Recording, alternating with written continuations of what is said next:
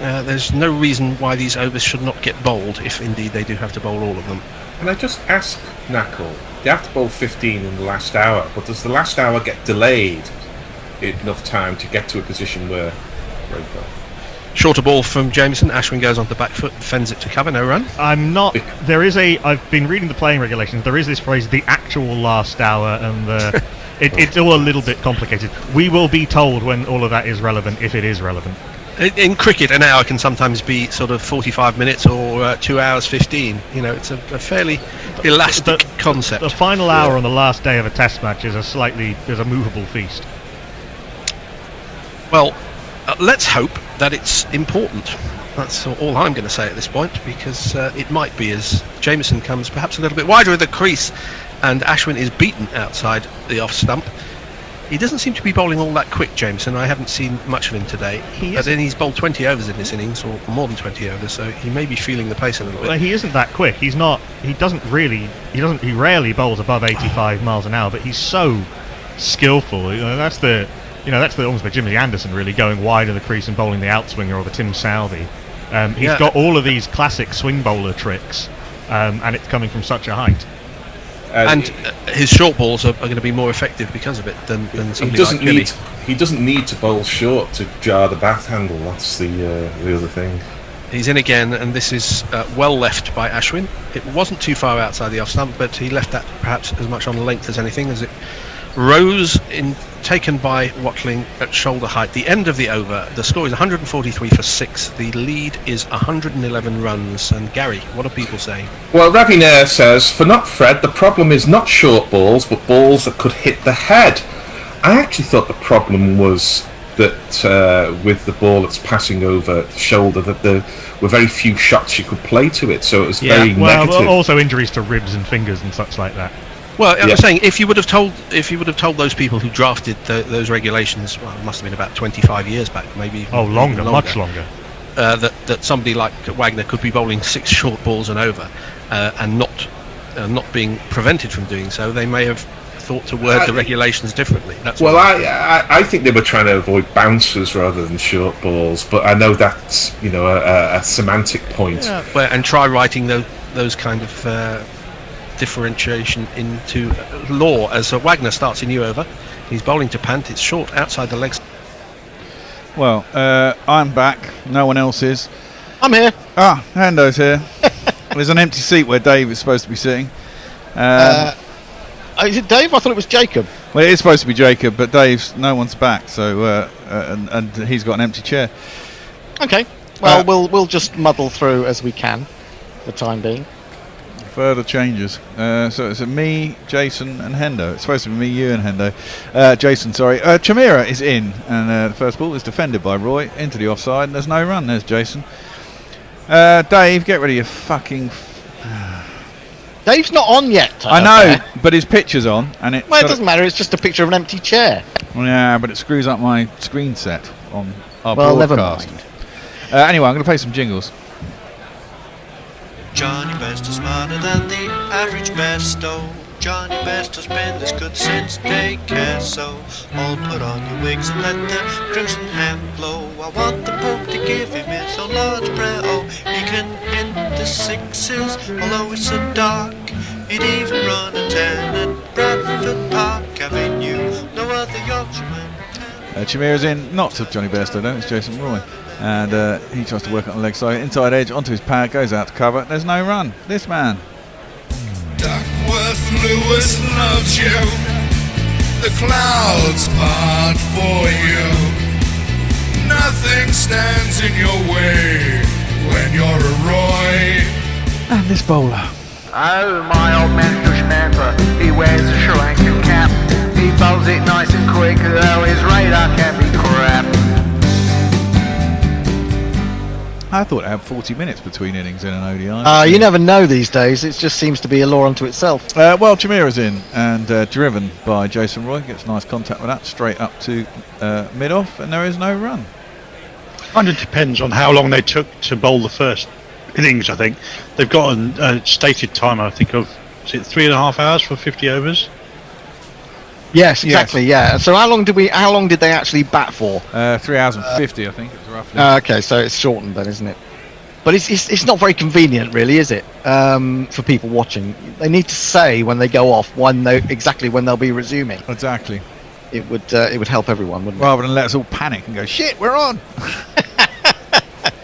Chimera comes in, fourth ball of the over, bowling at Jason Roy, who, there's an appeal. He did jab his pad at the ball, and then it went on to the face of the bat. And the question is, did it scoot off the pad? I thought it was pad first. I thought it was too. I think that's worth having a shout about. They're going to. I thought it was outside the line of off stump, possibly, anyway. But yeah, it's worth a little shout. They haven't been very good with their reviews today. Well, let's have a look. I mean, it's a decent shout, isn't it? If you want to get rid of one of the top England batsmen, really, you've got to take your chance, haven't you? It's just coming ever so slightly. It might be a bit high. That's outside the line as well. Yeah, just outside the line. It was definitely pad first. It's almost like he needed it into his. Yeah, it's almost as if he's barely playing a shot, really, is he? But he's going to get away with it, I think. Yeah, I think so. And also, Chimera's a tall guy, and if he gets that amount of bounce and it's hitting above the knee roll, it's probably going to be going over as well, even though it's not in line. So I think he's going to be okay. Indeed. Impact outside. Yeah, we'll just carry on. But I think at full speed, you're entitled to think that could have hit. I don't think that's a bad review. I mean, it does mean they've only got one left now, but I think it was worth going for. Yep, indeed. Chimera in bowls, driven nicely by Roy. That's what we love to see from him. Out the extra cover. It seems to be slowing down as it gets towards the boundary. I was about to play a boundary jingle, but it's been pulled in.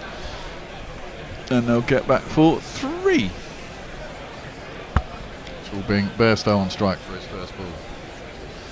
I was going to say that Sri Lanka have been burning through their reviews today like nobody's business. They've used all their reviews in 11 balls in the first. Well, yeah, I mean, the first one was correct, but the other two were quite desperate, weren't they? I was like, oh, God, we don't want this to happen again with our review. And they weren't particularly very good reviews. I suppose that, temptation when you lose early wickets is it's a bad start and you want them not to be out more so than if it was further on into the innings. Yep. So you sort of. Chimera in bowls, and Bairstow just jabs that into the offside, and there is no run. Now I'm doing a very uncommon thing here. I'm going over for the fall of England's first wicket.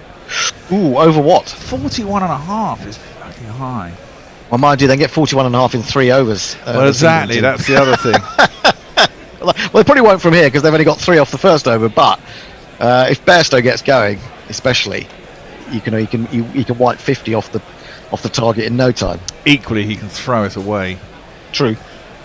Yep. Which will annoy Jay Grover has rejoined us. He says, "Afternoon, tugs his forelock. Can this plebeian comment in the company of this Christian? I feel like Uriah Heep, which presumably is a Dickens quote or reference. It's a shitty rock band, isn't it, Uriah Heep? Well, it is that as well, but I think that's H-E-E-P rather than H-E-A-P. Nah. Anyway, we've got Binura Fernando to come on now. He's also not a bad bowler, and he has a jingle that goes like this. Hi, Binura.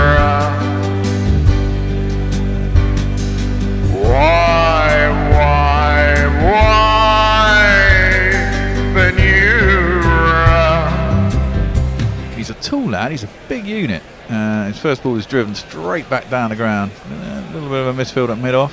He's pretty straight and had to be, otherwise that would have been 4 runs. Hasaranga's down there, and it's no run at all, in fact. Do you know who he reminds me of from days of Sri Lankan bowling yore? It's Nuwan Zoysa. Oh, yes. He's got that same big, rangy look. He was huge, wasn't he? He was a real unit. Massive guy. The name rings a bell, but I can't picture the face, but he does look like someone I've seen before. That's nicely played by Roy. He's getting out of the middle of the bat, which is always a good sign, but straight to cover, and there's no run. Isn't Zoysa the person who has the enviable record of taking a wicket with the first 3 balls in a ODI? He could well be. in the World Cup, if I remember correctly. I'm going to have to look him up. 2007? Oh, well, you're talking about the West Indies one? Quite possibly, yes. Yes. I'm gonna have to look him up now. What happened? You have to explain that to me. Benura in bowls. And that's coming back into Roy. Thick inside half of the bat, goes down towards long leg. They take one. That's all they're going to take. Maybe Jason Roy didn't seem to be out on the pitch a lot for the first innings. Maybe he tweaked his hamstring. Wasn't that why he was out of the last one? Oh, it just keeps picking up little niggles, doesn't it? Yeah. Actually. You think it was only 2 days ago. If he had a little tight hamstring 2 days ago, or was it back spasm? Back spasm I can understand, that'll clear up. It's just a spasm, but if there's a tweak in the hamstring, you'll be pretty sure it's not going to. Mind you, I suppose he hasn't got to play. How many games have we got against Pakistan? 6? 3 and 3? Well, 3 of each. Yep, 3 of each. Yeah, absolutely. Zoyza, of course, has been banned for 6 years for match fixing. Oh, right. Oh, yeah. Well, there you go. But he was quite a unit. Yes. Benura is in, and Johnny B just gets behind that, plays it out to cover, no run. Indeed. I'm just looking at that. Says, Go on. England are already behind the run rate. Might as well give up now. I wouldn't worry about it, Leah. A couple of big biffs, and we'll soon be ahead. Or maybe a couple of wickets. Bear Grover says, Bear going over might make sense in gambling terms. It breaks so many certainties. It gives me the fear. I know. Yeah, it's a very unfamiliar feeling, I have to say. Thrown up wide outside Bairstow's off stump, and there's no run. I always think the reason I go under is because people do want to get off to fast starts, and so throw the bat. It's quite a flat wicket though. There's a bit of movement in the air. It's quite humid. It doesn't feel right, but I've gone with my gut instinct today. You feel a bit dirty, don't you, Bear? I do indeed. Zoyza was banned as a coach. He wasn't playing anymore. He was a coach. That's even worse in a way, isn't it? Yeah, well, very much so. Nasty shot by Bairstow. Bat's miles away from his pad. It is a one-day international. Just blocks it out to cover, and there's no run.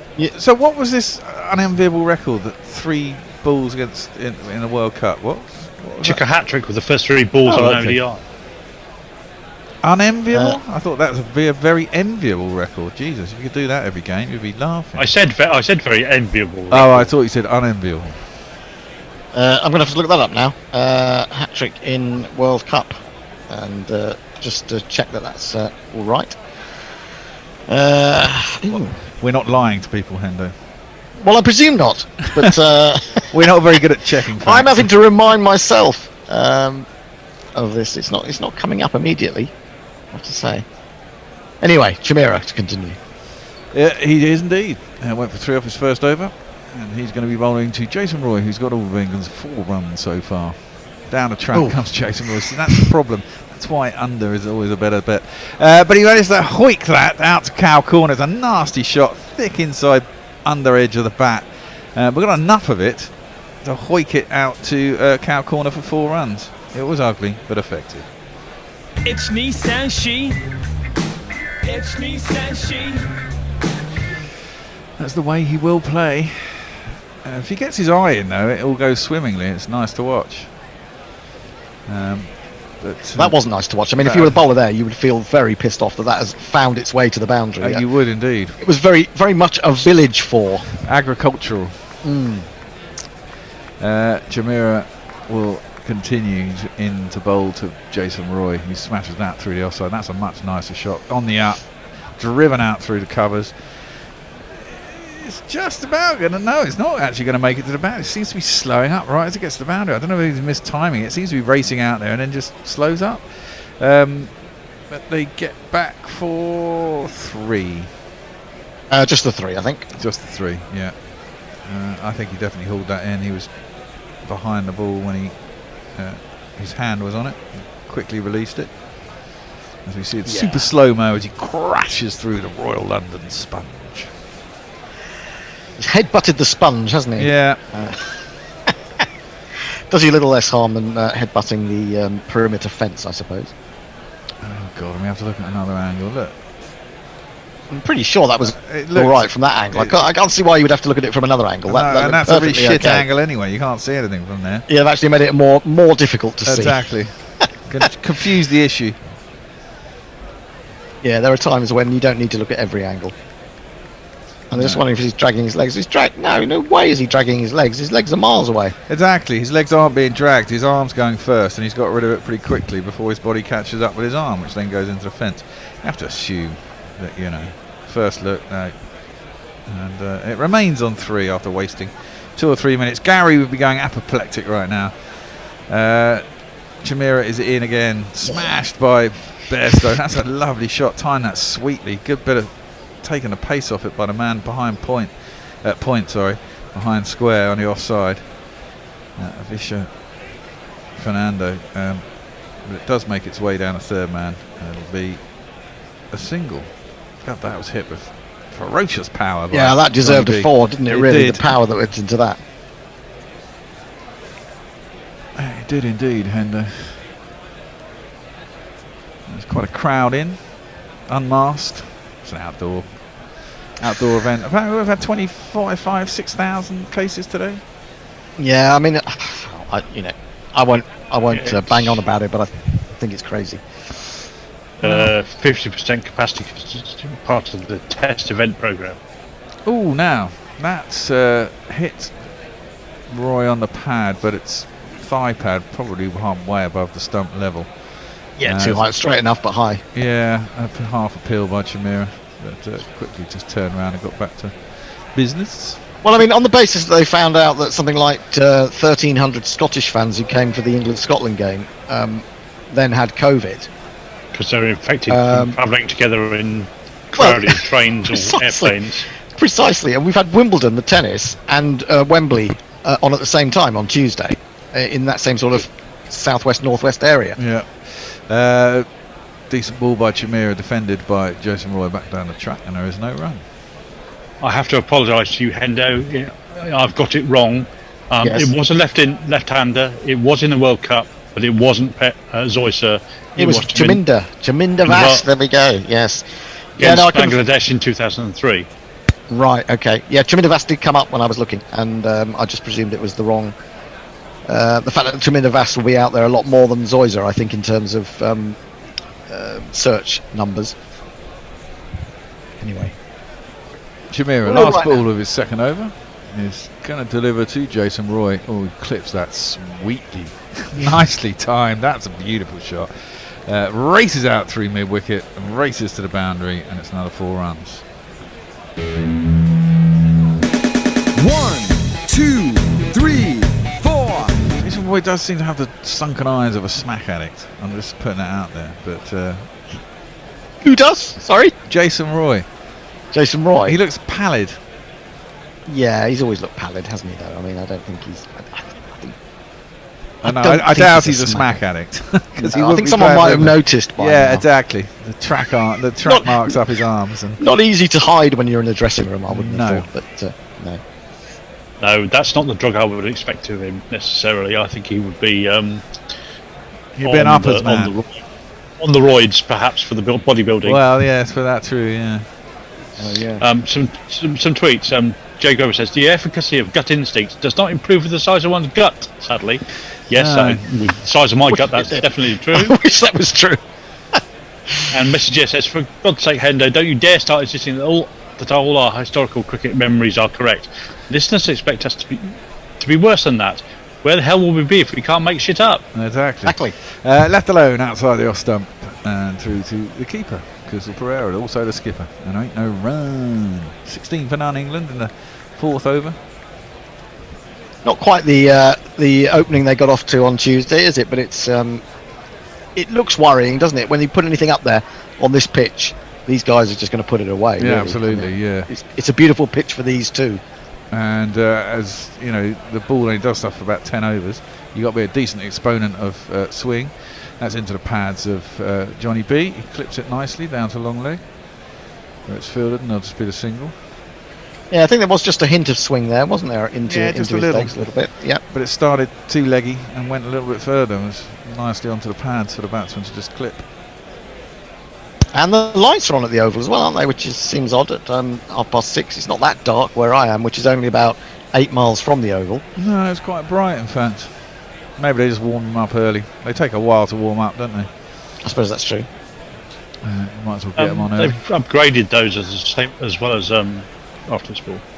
In decent length delivery by Fernando, and Roy can only defend it out to mid-wicket, and there's no run. Yes, they've upgraded the lighting at the Oval as a result of the development as well, so they're now permanent. And whereas they used to take 20 minutes or so to warm up before, they're now a lot quicker. It's more like 4 or 5 minutes, so there's no need to warm up that early unless they have to. Okay. LEDs. Were there any problems with local residents and those floodlights at one point? Come back to that.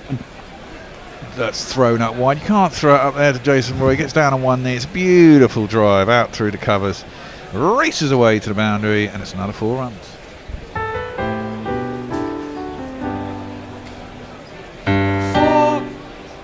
To answer your question, I don't think so. I don't think there's a curfew in the same way there is at other grounds. But all their T20 games start at 6:20 and finish no later than about 10 o'clock for delayed games. And I can't think of any occasions where ODIs or List A games have gone on beyond 9:30, 10 o'clock. So there might be a 10 o'clock curfew, I don't know. Okay. Well, it looks to me like Dave has got some chart that he's dragging into his room. It seems to have taken over the left half of his screen. That's defended out into the offside, and there's no run. I didn't realise, in fact, that there was a curfew at Wimbledon when 11 o'clock, when they stopped the game that was under the roof at 11 o'clock because of the curfew for local residents. Yes, that was one of the games in the last couple of days. Was stopped at 11 o'clock and 3-3 in the 5th set. Well, wasn't that Dan Evans' game in the first round? That was an English player. Was it Dan Evans or was it Norrie? It might have been Norrie, actually. Fernando, last ball of his second over, worked into the leg side by Jason Roy. He's got 19. Bairstow's only got 2. But he's only faced 7 balls as well to Roy's 17. There's no run out to mid-wicket. Socials. Who's on socials? Me, I'll say. Farong says, how about a special GC crew event during the Olympics? Individual rant, 30 seconds or a minute. Synchronised rants, 2 per team. Relayed rants, 4 times 30 seconds. Or an endurance rant. I think not Fred or Gary would be equal favourites for this event, but Andy could be a roughie. I'd quite fancy a double Hendo rant with Messi Jez. That would be. I think we could do that. We could do doubles, couldn't we, Messi? You can have it a tariff on difficulty of rant, based on subject matter. We haven't changed the bowling we've got already. First change. Yeah. It's going to be a Sitha. Too many Fernandos, man. Too many Fernandos. Spangley Sai very quickly says, not being able to make shit up is one of the many downsides of the internet. And Perko says, now he's back at the booze. What capacity is Bear at? Not much. That has to be said. In fact, I'm a bit annoyed that Knackle, the man, stole one of my beers. Is he nicking your beers? He's nicking my beers. God damn it! It's very unknackle. I thought he did it the other day. I refused to nick his, but now it's open season, Knackle. If you're listening, Roy clips that into the leg side, sweetly out to deep square leg. And it'll just be a single. Let's have a jingle for the bowler. Everybody's a seaman, and that includes a Sitha. And everybody's in cricket, it doesn't matter who you are. There are stars in every city, in every house and on every street. And if you listen to Gorilla Cricket, their jingles are rarely complete. Jason Roy faces up, comes down the track and plays it around his pads. There's no one down there. Backwards, long leg. There seems to be a man out at deep mid-wicket and a guy quite fine at fine leg, but there's no one down at backward square leg. And Jason Roy just tips it around the corner and gets himself 4 runs. 1 2 ka 4 4 2 ka 1 my shimmy down the track to the bowler. Yeah, it's good piece of timing, good piece of placement as well, really. Has he done much this year in limited overs? Does he? I don't know if he plays county cricket anymore, does he? He played one county cricket game. I think it was the rained off game at Somerset. He had one or two significant innings in the T20 before he was put into the England squad bubble. Okay. Defended out to cover, and there's no run. Because you wonder why someone like him, if they're just not playing much, I mean, how do you keep your form up? Well, I don't understand that. I mean, obviously cricketers are different from one another, but I always felt that I was in better form the more I played. And yet you see these England players being rested and rotated all the time. You just think, especially when you're young, you just want to get out there and play, don't you? Absolutely. Nets aren't a substitute for the real deal, are they? Turned into leg side by Roy. Now they might push for 2 here. There's big vacant space. Good bit of fielding by mid-on. It's Hasaranga.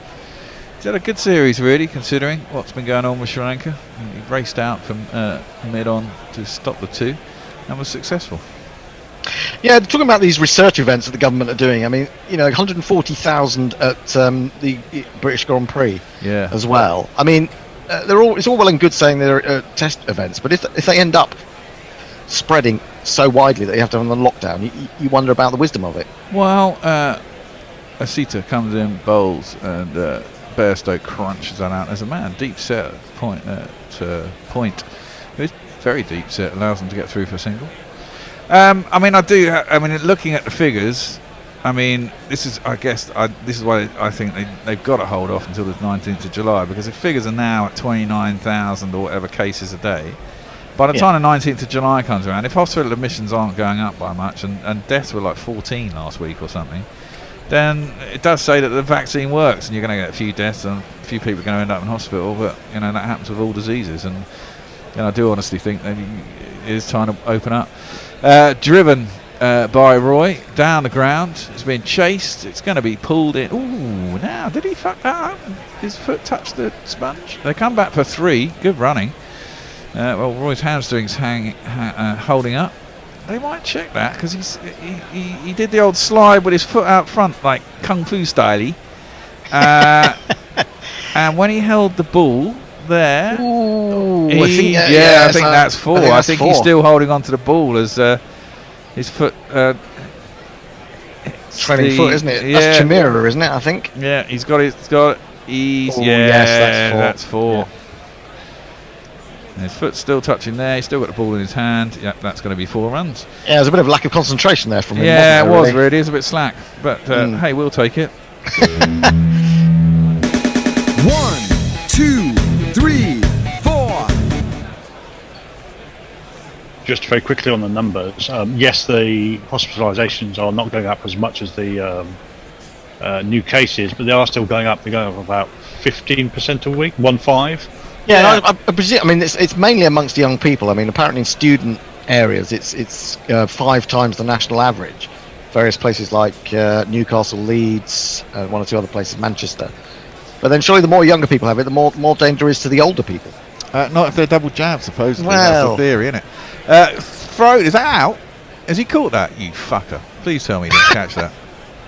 No, it doesn't appear to. He must have hit it into the ground, but a really good bit of fielding there. I think it was difficult to tell from Bestow's reaction, wasn't it? Yeah. He looked so disgusted that he'd had the temerity to stop it, and he hadn't actually got it a yard either side of him for 4, because that would have absolutely streaked away to the boundary, wouldn't it? He did. He hammered that.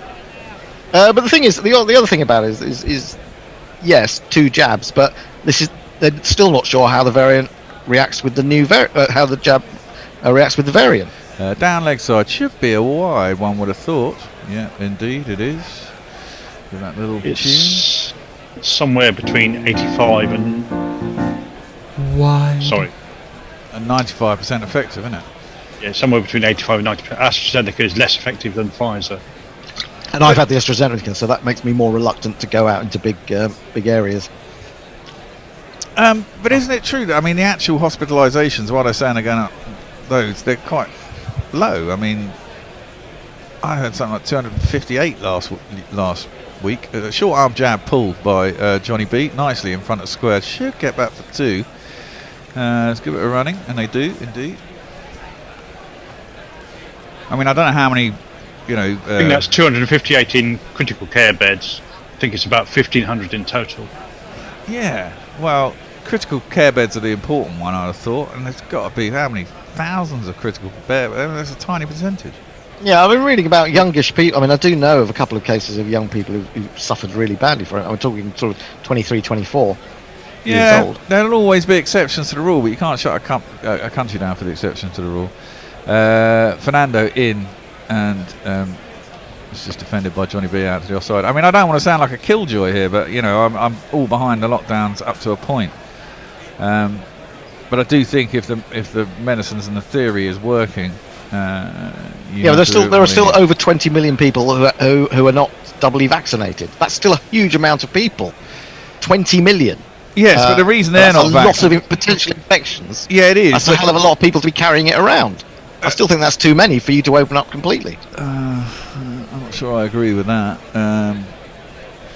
As Fernando is coming into bowl to Bairstow. He tries to work it to the leg side. It hits him high on the thigh, and there's a strangled appeal by the bowler, but it was way too high, and that's why he probably stopped. And there's no run. Probably pitched outside leg, to be honest. Oh, and there's a massive inside edge, big inside edge. Yeah, I think it was decent. I thought it was quite a good shout. Probably a little bit high, but that inside edge takes it out of the equation completely. I might have pitched outside leg too.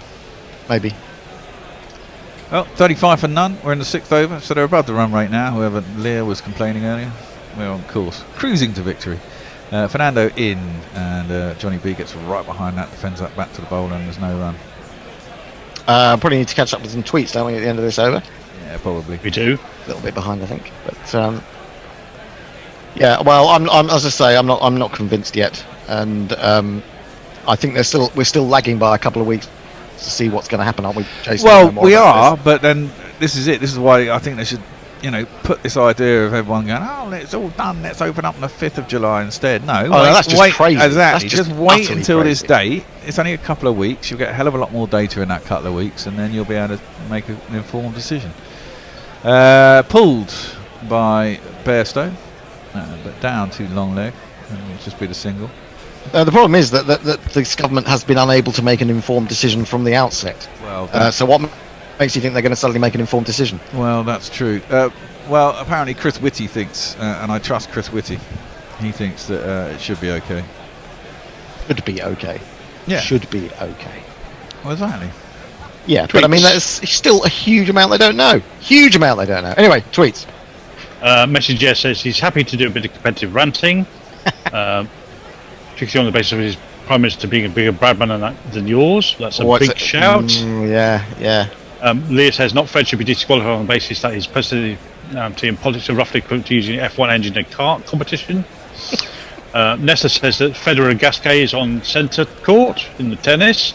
Don't you see a more aesthetically pleasing match at this year's tournament? And there's no bloody grunting as well, he adds as well. Well, yeah, that's a good thing.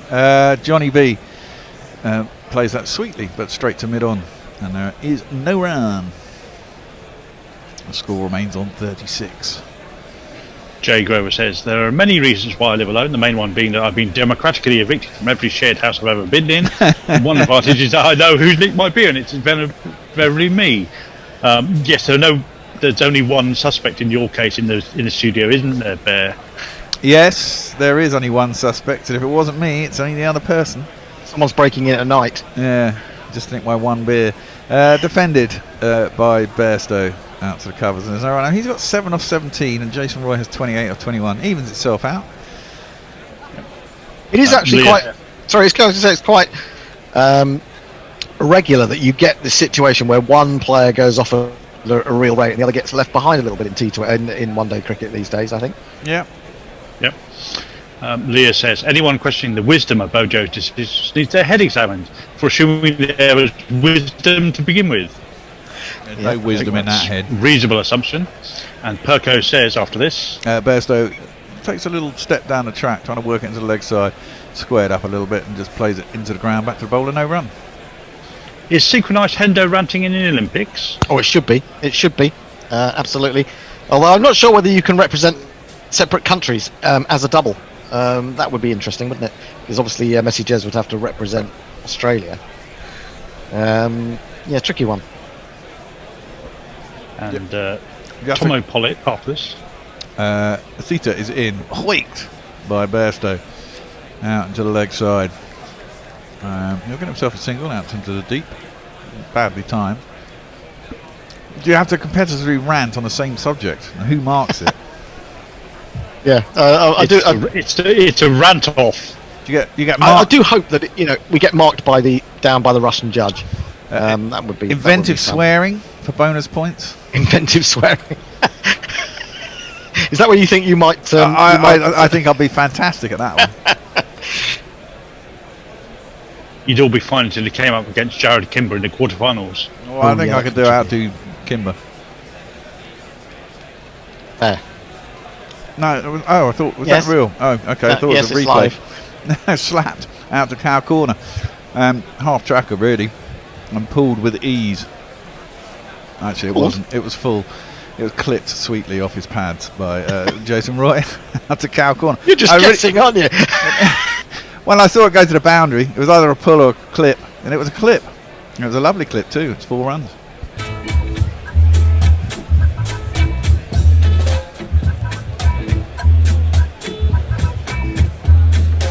I was concentrating on the macadamia nut that I was eating. Those haven't been nicked. No. Asita bowls, and it's defended.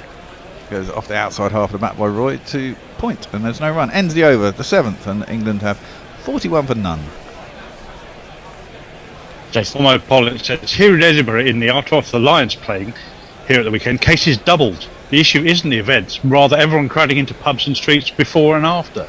Yeah, I think there's a lot to that. I mean, I've never been to a Grand Prix. I don't know what it's like at Silverstone if you get 140,000 people there. Presumably there's going to be lots of drink and food outlets. Whether they're actually indoors or outdoors, I don't know. There'll be a lot of transmission. I mean, this is the thing.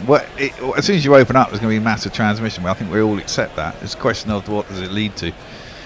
Well, I mean, yeah, but you've had a situation where you didn't need it to get to this point, did we? We could have locked down. We could have stopped people coming in from India 3 weeks before we did. Well, of course, that's a big thing. Paddled round the corner by Johnny B, and that gets him to 9 runs and me to 42, I believe. My unusual over. It's come to pass. It's come to pass. Over 41 and a half. Well, how much have you won, Bear? How much have you won? Oh, £4.60 or something. Oh, I only ever bet £5 at the time. But you've only won £4.60 on a £5 bet. Well, it's always because it's over and unders. It's always on the margin, so they never do it at the evens. It's always 6 to 5 on, or 10 to 11. That's tricky, isn't it? It's not good. Nah, but it just adds a bit of spice. Talking of which, did we do GPL today? Yeah, we had 2 entries. Oh God. And neither of them are going to win it. No, they're all in 200s. So I think the highest one was about 260. I think this is done now. Oh, now there's an appeal, but I think that's pitched outside leg stump. Hit him outside leg stump. Fernando likes it, but I don't.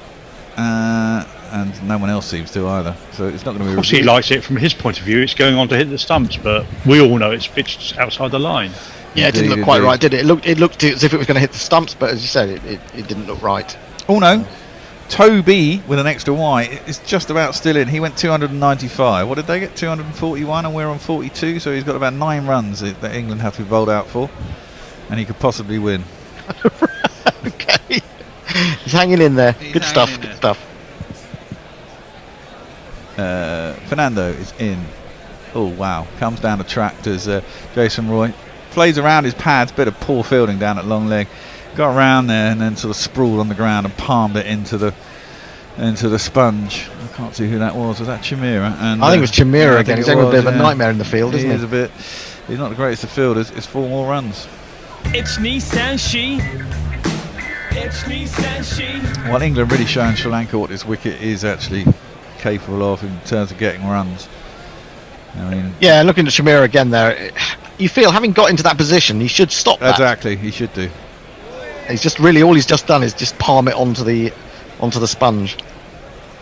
Yeah, the COVID talk has generated quite a lot of tweets, which we may have to rush through or ignore. Get through them. We're open for discussion. Fernando bowls shortish, wideish, Roy climbs into it. He's doing what Bairstow did the other day. He's moved on to 40 off 26 with another cut. There's no one out there in the deep, and it's another 4 runs. Jesus. There's not one boy for me. I must have 2 or 3. I need 4. That was a really nice shot. These are home comforts, aren't they, for Jason Roy? He knows what these pitches are like, and he knows what shots he can play on them. Absolutely. And having got his eye in off 26 balls, he'll be looking to get a big score, one would have thought. Yeah, 50 partnership up. Just chilling on 9 off 20. There's no need for him to do anything, really, is there? Roy gets in behind that one, defends it back down the track, and there's no run. Yeah, I mean, it's what's he got? 40 off 27, Bairstow 9 off 20. You don't need both players to be going crazy, do you? No. I mean, he's not had a huge number more deliveries to face than Bairstow, 20 to 27. But maybe he's just had, worse deliveries that he's been able to take account of, and also he's been prepared to come down the pitch a little bit, hasn't he, and sort of manipulate the ball into areas where fielders aren't. Yeah, exactly. Yeah, the most important thing at the moment is for Bairstow to keep his powder dry and just keep rotating the strike until he feels that he's in a position where they can both start going bang. Yeah. Well, that was quite ugly by Roy. He's looking to turn it to the leg side, got squared up a bit, but played it back down the track, and there is no run. Yeah, you look at these. They're not bowling. I don't think bowling particularly badly, but it's quite a good pitch to bat on. They obviously haven't got the swing at the start of the innings that Sam Curran got and picked up those wickets. But then maybe you're just looking at a better batsman in this form of the game. Yeah. I mean, at this stage, 8 overs, Sri Lanka 33 for 4, England 50 for none. Yeah, exactly. Massive difference. Says it all, really. Right, so what we're going to 89.5 for the full of the next week. Come on in. I'm back. Keep going. I'm going. I'm backing these boys to go deep into the hundreds. Let's make life a bit more interesting.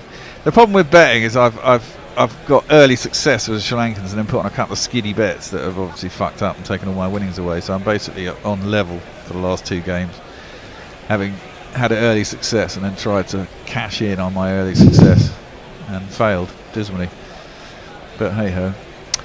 Bairstow is going to face up for Asita. He's going to come in for his 3rd over. He's gone for 16. He's 2 8 and over. He's going. I'm going to rant again. The England batsmen have just been allowed to have a drink in an unofficial drinks break, and I just don't think it's right. No. I've said this about fielders, I've said it about bowlers. It's half of the battle of the game is stamina. Absolutely, and the umpire should stamp it out, really. Oh, that's a lovely shot. Lasered, thrown up full and long and outside Johnny B's off stump. He latches onto that, smashes it through the covers, and it races down to boundary for 4 more runs. And if you kids can't listen, then you bound to see the way you get shot for crossing a boundary. And that's meat and drink to Johnny B. I mean, hit on the up maybe, but it's quite a full length and wide of the off stump. He can free his arms. I think it's a very good description, actually, to say it was lasered. I think that's a good, because it just went in that straight line, didn't it? Absolutely. Once he hit it. And very quick. Yeah. Very Didn't good. Sue Redfern tell the 12th person to get off in the ladies' test? Oh, really? Yeah, Okay, she did. Good on her as well. Yeah, into the pads this time of Johnny B. Clips it sweetly to mid wicket. It's a bit of a misfield. He's out on the edge of the 30-yard circle. It went quickly to him. It was Dhananjaya. Let's try and get a couple of tweets in between balls, shall we? Yeah, come on. Let's have some of these COVID tweets. Let's see. What's the world saying? Leah says the UK is effed. You have a higher vaccination percentage in Germany. A 7-day incidence over 180. Germany has a 7-day incidence over about 5. But by all means, open up the country. And also, Pirate Badshaw has one, which is... After this, Asita is in. Johnny B plays it up to mid-off. No run. Go, Jason. Loads of cases, even if it doesn't lead to deaths, gives more for the virus to mutate even further, creating extra potential for immune escape. Ultimately, you need to be careful for years to come, which is sadly what I think. Yeah, I think it's true. Yeah. I do, but I think they've got to look at this thing. They were talking this morning, weren't they, about the booster jab for September and also taking the flu jab as well at around that time. I think it's got to happen. Yeah, as I said before, I mean, I think, and this is only my thoughts, Bairstow is, oh dear, slower ball, hammered out through Cow. It was a bit telegraphed, really. I mean, it wasn't that far over mid-wicket. He stuck up a hand, but it was going pretty damn quick, and it's raced away to the boundary for 4 more runs. 2 + 2 is our man. I mean, I don't know what the infection rates for flu are every year, but we accept a death rate for flu of around, a high death rate for flu is about 26,000 a year. If it's creating a similar sort of death rate to flu, then you must treat it. We don't shut down for flu, and therefore you shouldn't be considering shutting down for another disease that has similar effects. Seems to make sense. I don't know what other people think about it. Wow, smash back over the bowler's head. It's going to go all the way. That's 6 runs. Johnny B's taken off. Smash, take that. It's full and long and up in his slots, and he just smashed it back over the bowler's head, and then England scoot along to 64. A couple of tweets are actually about cricket. Anna Forsyth says, hello all. Can I ask why Fernando is doing the long sleeve collar ups thing? It looks like he doesn't know that's a spinner thing. Ooh. And also Jay Grover says, UK or Australian PM Bradman off. That's a tight contest. Yeah. Well. Yeah, true. I mean, that's into the pads of Bairstow. He tries to turn it around the corner, gets a little covered up, then sort of dares the bowlers to come in as he's about a yard outside the crease to come and take the stumps off, but the bail's off. But he stretches his back in and there's no run. I mean, Boris is an embarrassment. He's just a bumbling buffoon. I mean, at the G7, he was just embarrassed. Just blusters away like a twat. You felt like you were watching sort of Billy Bunter in front of all these world leaders, didn't you? It was just crazy. You don't know who Billy Bunter is. You need to find out. And he's fucking, for a man who's a bloody Prime Minister of the country, he can't get a fucking suit that fits, can he? Jesus Or Christ. a haircut. Yeah. Or a hairstyle. I mean, it shouldn't be about looks. I don't agree with that anyway, but he just does look a complete and utter shambles. Yes. And that's part of the image now. I think it is actually his image, which he does deliberately. So there is thought that's gone into it. Yeah, but when you imagine your leader, you don't imagine them to be a shambles, do you? Well, I think it's getting more common, isn't it? The shambles around the world, I think it's becoming more and more popular. I mean, look, Biden's an old man, but he wears sharp suits and aviators and looks cool, Chamira is going to come in for the 10th over. And he doesn't deliver the ball. And Jason Roy takes a shimmy down the track. We should give him a jingle as he's back on and he's taking his time. Goes a bit like this. Oh, my old man's Dushmanfer, he wears a Sri Lankan cap. He bowls it nice and quick, though his radar can be crap. Now he knows that Jason Roy is going to attack him.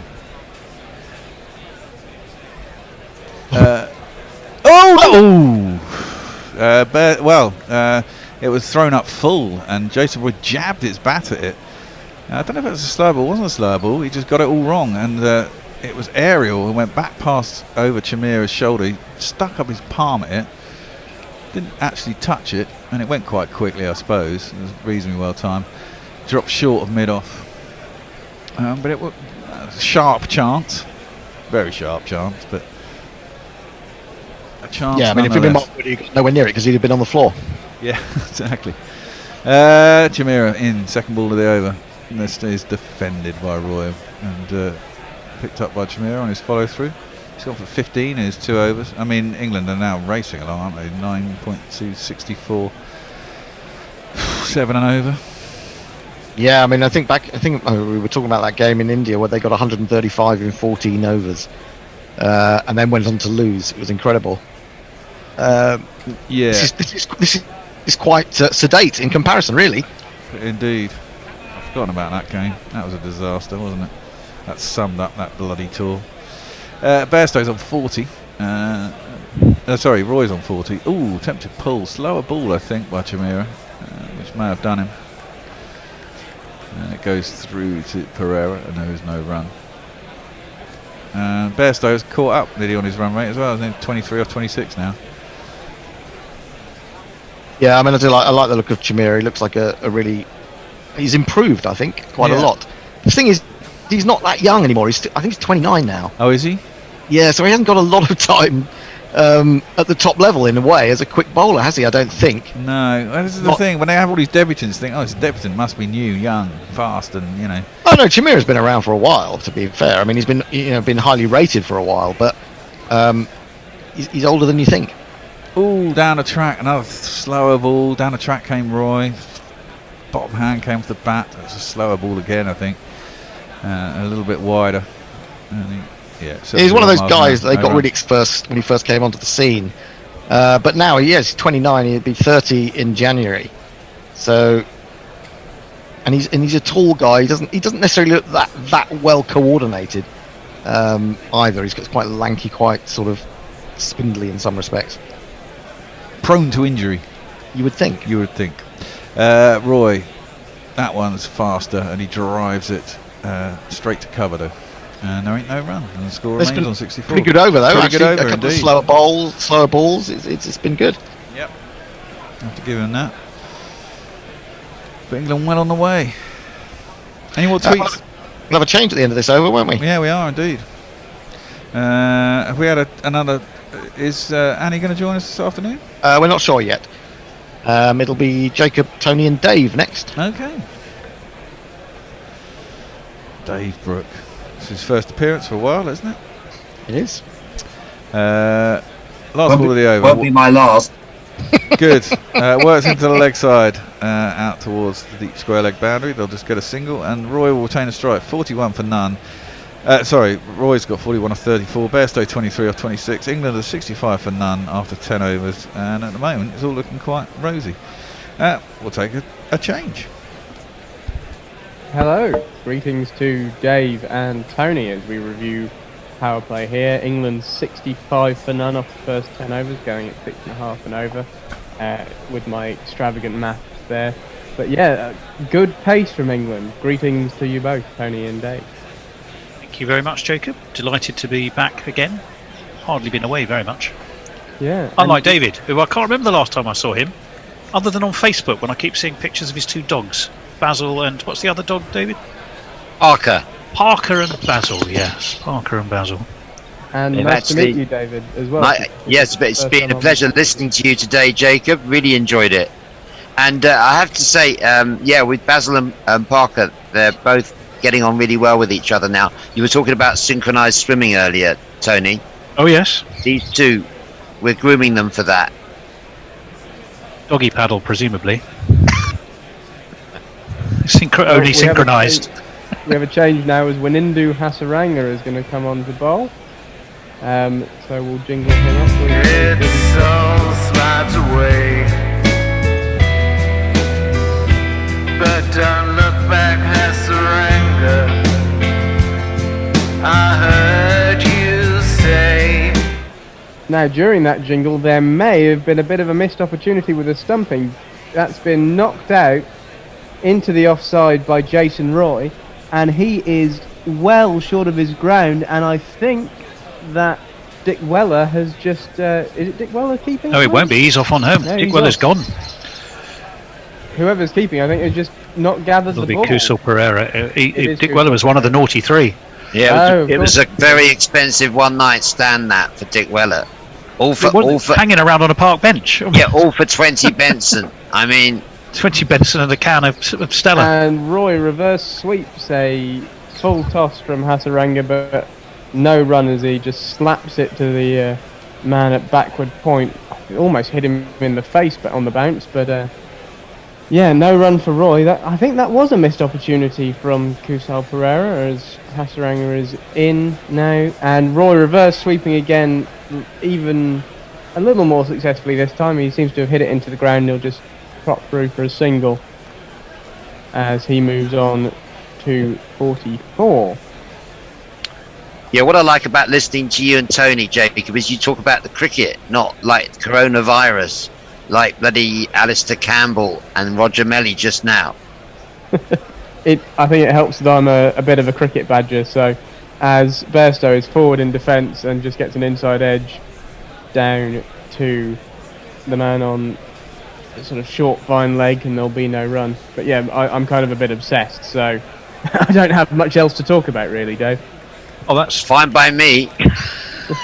As Hasaranga is in for the final ball, that's dropped a little short and Bairstow punches it off the back foot into the deep, and it'll just be a single to end the over. England 69 for none, and I think we've got some tweets to catch up on, Tony. Yeah, I believe we do. Jay Grover says, I will put myself up against any man, woman or beast when it comes to inventive swearing. Jay, I'm not sure you'll find anybody taking issue with you on that particular claim.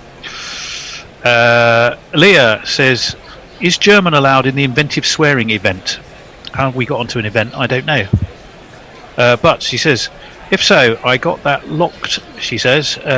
You cocknashers. Oh, Lord. Okay, I might not read all of that. but cocknashers is a German word that you might want to investigate at your leisure. Jay Grover says the bear has won an over bet. This is truly the end of times. Indeed. Messi Jez very quickly. The only way over rates will improve is when the umpires are paid on the basis of the number of overs bowled. Oh, there's a thought. As Shamira is into Bairstow, has a swipe outside the off stump at one, but it just carries through to Pereira with no harm done. And there will be no run, of course, as he missed the damn ball. But yeah, Tony, you managed to not fill Guerrilla Cricket's airwaves with a list of German expletives there from Well, I wasn't sure. I had to, think about the translation and then trying to explain a very rude set of words from German to English. I thought I was best to sidestep it. It would stand a very good chance, though, Leah, in a inventive swearing competition. Yes, I will agree with you.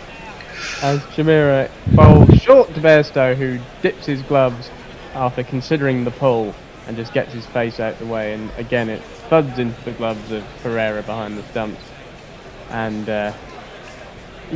these two have been motoring along, David, haven't they? Yeah, it's Bairstow's really getting into his stride now, and all of us, celebrating Bear's success there with the over-under market, might also want to have an interest in the fact that I bought Bairstow runs on the spreads, So I'm really enjoying this, because it matters more when you've got a bit of cash on it. As Shamira is in and bowls on the off stump to Bairstow, who just defends down to backward point, and there'll be no run. Are you a punter, Jacob? Not so much on the cricket. I occasionally bet on the rugby when England are playing, but not often. Well, I hope you don't let sentiment rule your heart, because Bear's ruthless on his betting, Unsentimental. I did let sentiment rule my heart, in fact, in the 2019 World Cup final against South Africa. Or was that 2020? No, 2019 it was, wasn't it? And I only lost about 10 quid, but I should have put it on South Africa, really. As Bairstow cuts attractively down towards third man, and they'll just dash through for a single as there is a man down there. I really enjoyed, Tony, your description of the Olympic event, the men's walking event. Oh, good. You said it looked like a group of men in vests rushing to the loo. Well, that just seemed to be the... it's a sort of a buttock clenching style, isn't it? That is, it's perfect. Seems to be. They should call it that. We'd get bigger audience. All the incontinence. The will I get there in time shuffle. As Shamira is into Roy, who clips this off his hip out towards deep square leg, and they'll just come through for a single. Roy now moving to 45 from 39 deliveries. Yeah, he's played really well. I mean, didn't do Paula Radcliffe any harm, did it, Tony? No. But in terms of her career, they say no publicity is bad publicity. Didn't do her any harm. It put her brand on the map, and she's now very big in incontinence pads. But she was running though at the time, in more ways than one, sadly. As Bairstow now faces up to Dushmanta Shamira, who comes in bowled short, and that's left alone by Bairstow outside the off stump. And that is the end of the over, with England 71 for none. And Tony, I think we've got some socials. Oh, of course we do. Leah says rates are never given in absolute numbers, Bear. Warren says shambles, stones and glass conservatories come to mind. Leah says, to be fair to Johnson, this is some conversation I'm probably catching up on. He's pretty accurate representation of the majority of the English. Well, some of us might take exception to that one. Jay Grover says, just a wee point. Despite being chucked out of all the shared houses and rented accommodation and my childhood home, oh Lord, I am still on good terms with most of the people who decided I'm impossible to live with. Some people are just better in small doses. That's very philosophical of you, Jay. Leah says, please speak a bit more nasally, Booker 2. Booker 2 might ease the blower's withdrawal for some. Oh. Okay. Can you repeat that, please, Tony? I didn't fully understand it. May have been in the reading. You could I'm not sure it was, David. Roy with a bottom-handed slap on the Hasaranga's foolish ball, and it will just go on the ground to the man out there at long off, and there will be just a single, I believe, there as Roy moves to 46. So now within a boundary hit, a grounded boundary hit of his 50 at least, as Johnny Bairstow goes for a big hoik across the line of Wanindu Hasaranga and gets an inside edge onto pad. That was agricultural. That was the shot of a man who doesn't realise what money's at stake here. Maybe you should tell him, Dave. As Hasaranga is again back into Bairstow, tossing it up, trying to induce that big swipe again. It's gone, beaten everything, gone past the leg stump, and that'll go for 4 byes. Unless that, is that no 4 runs? No, it was a Staffordshire cut. It was a Staffordshire cut. An inside edge from Johnny Bairstow, backing away from There's another very poor shot from Bairstow. Not concentrating at the moment. He's just lost his focus. No real footwork there on the back foot, and could easily have been out. Second ball in a row. Very skittish this from Bairstow.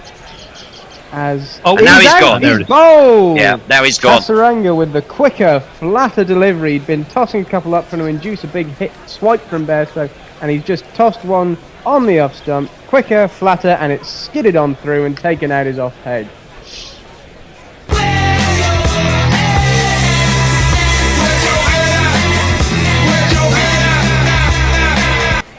Where's your head at? That's absolutely appropriate, Bear, as always, master of the jingle machine. Because, you know, it was like Bairstow had lost his focus there. 2 very poor shots, sort of skittish, almost village shots. And then not surprised to see him go there with quicker ball. Yeah, he's bowled by De Silva for 29, 76 for 1 England. And poor end for Bairstow there. Yeah, that was the top spinner from Hasaranga there, a little flatter and quicker, and it's just skidded on with the seam, and the looked like possibly Bairstow might have just nicked it onto his own stumps there. Yeah, I think inside edge onto his own stumps. It was never the ball to try and cut though. It was just it had no room for that cut shot. Gives me a chance to catch up again. A few more tweets. Martin White. Oh Lord, Martin White. I remember this. I don't remember exactly what it said. But it's stuck in my mind for all the wrong reasons. I see that Tony Bishop hasn't learned from my tweet about a particular area of Anne Widdicombe that scanning the tweet in advance of reading it might sometimes be prudent. Yes, well, I have actually learned that, and I do recall that tweet. And it was a lesson learnt in my broadcasting career, it has to be said. Jay Grover says, were Leah and I ever to meet over a beer, the explosion of foul nerdery would be seen from Mars. I don't doubt that. As a dad joke from Grand Theft Auto, which I don't quite get. See if you, actually, I need to. I will read it in advance. Well, just while you're reading that, we can jingle up Joe Root because his test skipper has just come to the crease. His voice is high pitched and ginger hair like a pict, but massive runs he has hit. So there's that. Introduce yourself. Joe Root. Introduce yourself. Joe Root. Introduce yourself. Joe Root, actually. As Root is a pretty nice on drive to start off his innings and gets off the mark immediately off Wanindu Hasaranga, driving up to long on, and it's just gone through for a single. So Jason Roy now on strike for the final ball of this over on 46. As Hasaranga is in. That's quicker and flatter again, trying to do the same thing he did to Bairstow, and Roy has just guided that again to mid-on. Slightly the wrong line for that from Hasaranga, and Roy will go through for a single and get 47. End of the 13th, England 78 for 1. Right, I have processed this tweet, and I've realised it is actually quite amusing and not rude at all. Charles Dickens' stories were first serialised in a local newspaper, says Grand Theft Auto. It was the Bicester Times. So I think that's a Tale of Two Cities. Very good, you see. Tale of Two Cities reference. It was the best of times, it was the worst of times, right? I love it. Absolutely. Martin White. Yeah, it is very good. But I wish I'd said that Tony. Well, I wish I'd said that, Tony. Who was it who then replied, "You will, David, you will"? Oscar Wilde. Oscar Wilde, of course. Or was it James McNeill Whistler? Oh, I think it was Oscar Wilde, but he may well have appropriated it from someone else, of course.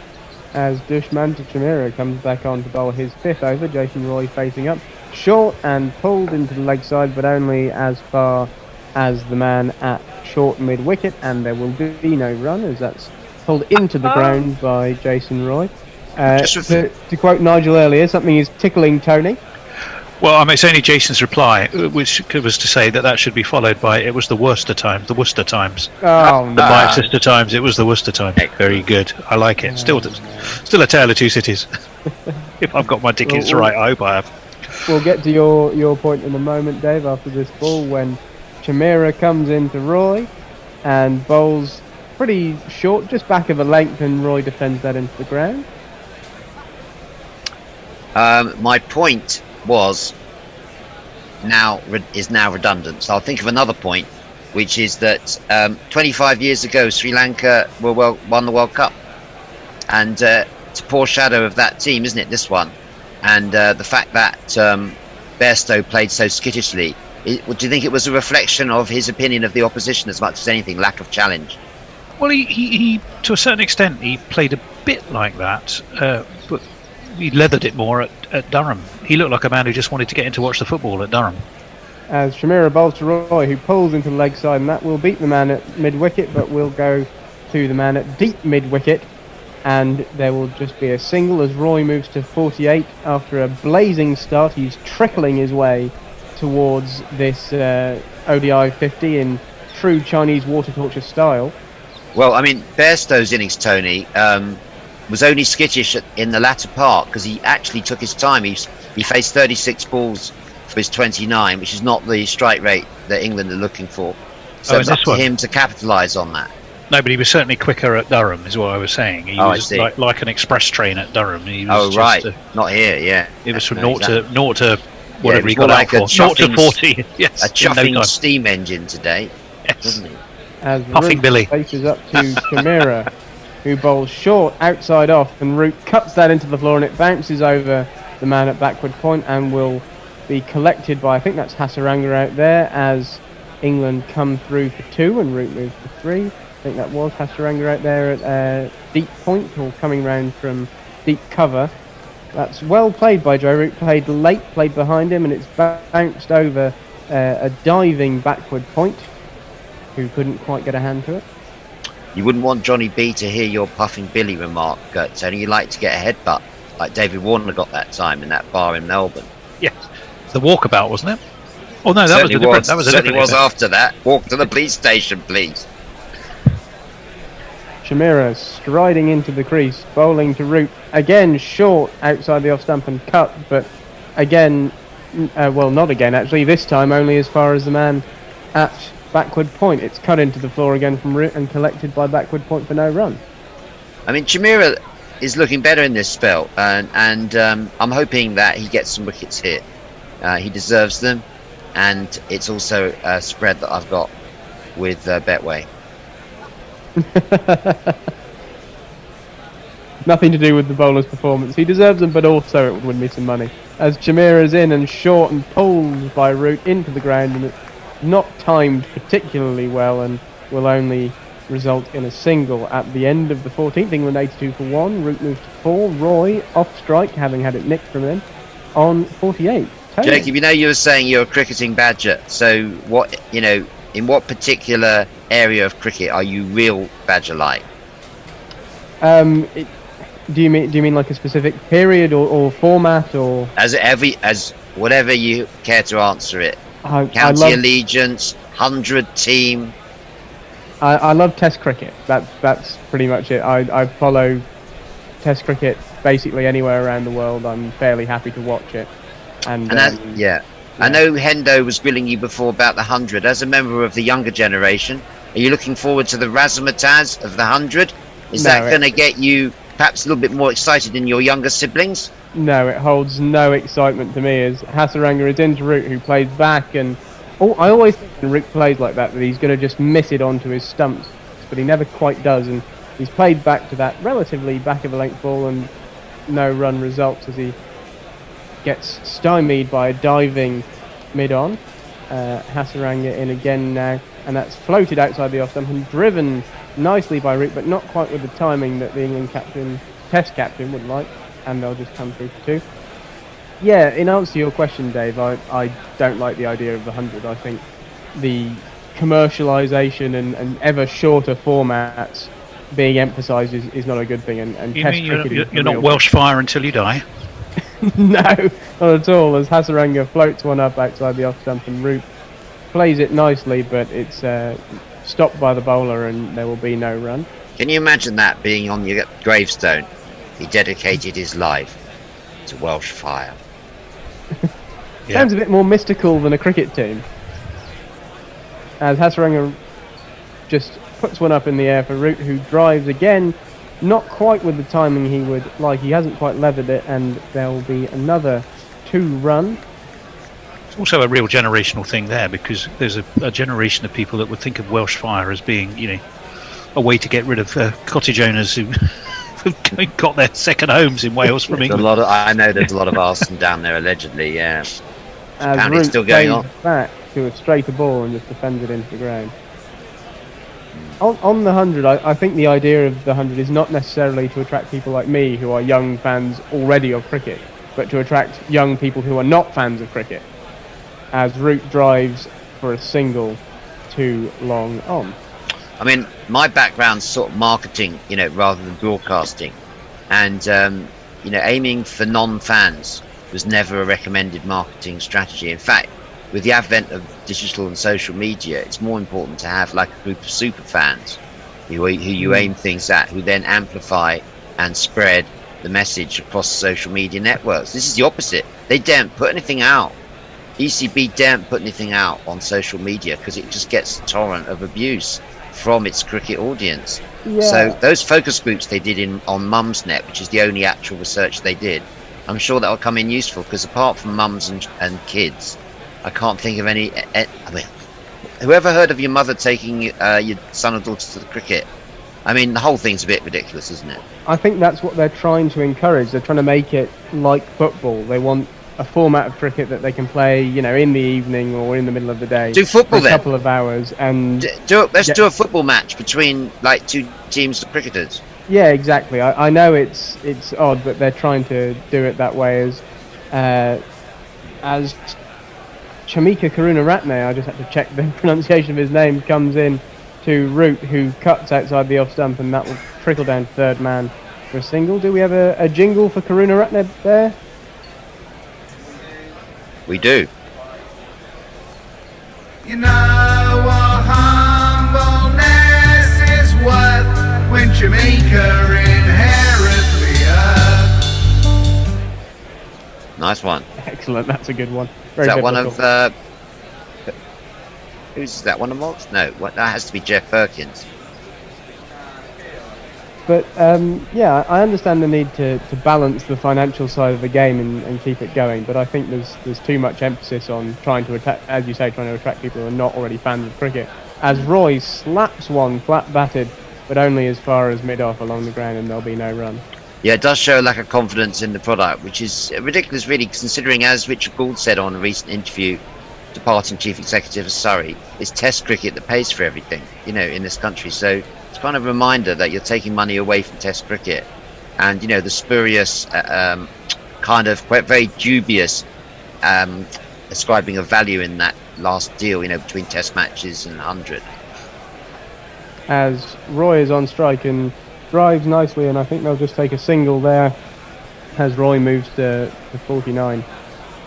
Yeah, I think you're right there, Dave, but the ECB is kind of obsessed with this idea of the next IPL, and in fact they've even tried to get owners of IPL teams and sponsors and stuff into owning 100 teams, and it's all about trying to make big franchise short form cricket, which will I'll tell you what it is.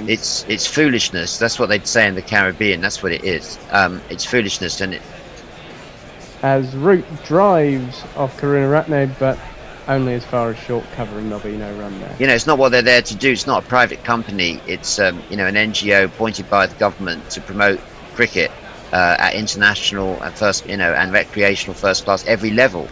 and their primary job is to promote the pyramid, Test cricket and county cricket, and they're failing certainly to do the latter.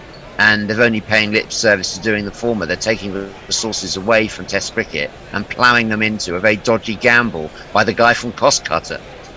As Root cuts backward of square, and third man will pick it up as England come through for 1. I'd agree there, and I think it's very telling that so few members of the ECB's kind of executive board have actually played cricket at a professional level and certainly played Test cricket. So it's run as a business more than a cricket board. Right, it's run as meant to be a cricket business, and they've got a lack of cricketing expertise. So the guy in charge of the 100 is the former marketing manager of Heineken. And guess who he appointed as his number 2? Someone with cricketing knowledge? As Roy on 49 defends into the offside and will Well trot played. through for his 50. As we will answer Dave's question after we have jingled up Jason Roy's excellent 50 from 47. 50 runs, your 50 runs. Well done, well done, well done, well done. 50 runs, your 50 runs. The job has only just begun. Decent knock from Jason Roy. 50, 46 balls, 8 fours, strike rate of 106. He's done his job today, and the J Roy is back. So just before we move on to the socials, who was appointed as the number 2 in the 100, Dave? Right, so you're from Heineken, so you're going to want some cricketing expertise to help you, aren't you, if you're not as your number 2? Or someone else from Heineken. Exactly right. It's his number 2 from Heineken. So a middle manager from Heineken has appointed a junior middle manager as his number 2, and those are the 2 people running this tournament and carrying out this huge gamble on behalf of the guy from Cost Cutter, who's no longer there. He's busy now trying to get finance for the IPL teams in order to build some secondary business. Last time I looked, their job was to promote the cricket that's there, not to invent dubious formats. As you say, I'm sure this discussion has sparked much debate on the socials, as Tony can catch up and tell us. It will, and I will tell you at some point again today about my interview with the Cricket Supporters Association tomorrow. Oh yes. But up till then, I can tell you Dara Azizi is with us. So hello to you, Ian Barker's from Kansas City. Thank you for your entertainment. Also, the Unforgiven book feature. Got a copy and enjoying it. It is a fantastic book, yes. Did we play the interview I did with Ashley Gray at lunchtime then? Okay, yeah. I very much enjoyed that. Stan Weasler, I beg your pardon. I wonder if the ECB is going to fall arse backwards into new coking the situation, and in a few years will cancel the 100 and give the county championship primacy again. We think there's a fair chance. I think it will take a regime change to achieve that, but I believe it's possible with a regime change to prioritise first-class cricket. Yes, it's not exactly a radical idea, is it? No, it's not. Jason reminds us, or doesn't remind us. He tells us we're back to the men in shorts who need to get to the toilet. Sadly, it happened to me in the Van Gogh Museum. After 2 days of viral gastro, was looking at a toilet and thinking that's too far away. I won't make it. Not a great time to bump into a work acquaintance at random. Oh no. That's unfortunate. That's very unfortunate. Yeah. You just have to pretend you don't remember who they are in that situation. It's Yeah, cruel, certainly. but it's the only way. Certainly inconvenient. As we're just reviewing the highlights here of Jason Roy's 50. Yeah, it's been a good knock well. from Jason Roy, and on his home ground, following the fantastic performance of Sam Curran. It's been a day for all Surrey fans to savour, wouldn't you say, Tony? As Hasaranga is short to Roy, who just takes a step away and clubs this one down to long on, and there'll be a single as Roy moves past his 50 and on to 51. I was saying, Tony, with Jason Roy's 50 and Sam Curran's fifer on their home ground, it's a day for every Surrey fan to savour, wouldn't you say, Tony? Absolutely. Yeah, We've got loving as it. much money as we want. We buy who we want. Good old Surrey. It's good, isn't it, Tony? It's a sweet Not a way bad to live in. philosophy. You have to invest. You have to speculate You do. to accumulate. And not forgetting, David, I'll just hold that. Oh, as Root paddles and scoops over Pereira, who shot up a glove to try and stop it. Well stopped by the man running back. That won't be 4, but it will. A bit of clever, inventive play from Joe Root, and he'll get 2 for it. But yeah, it's very similar to the rugby. You just buy a load of South Africans, and it works. I don't agree with that. In fact, I've been so impressed with Stewie's leadership at Surrey, being very shrewd, buying Himar Roach, best available bowler, Carl Jameson for short spells, that I've joined them as a member. I've quit Sussex. Oh, controversial. As Root drives just out to the man in the deep for a single off Hasaranga. I've decided to become one of those really annoying middle-class cricket fans who doesn't actually have a team, but just changes, like those football fans that don't really have a team. They change according to how well people are playing. I'm now a Surrey fan. So I'm done with Sussex. Welcome. As Roy trots down the track and leathers Hasaranga over the top for 4. Well, if ever the Surrey show pony epithet was justified with that shot.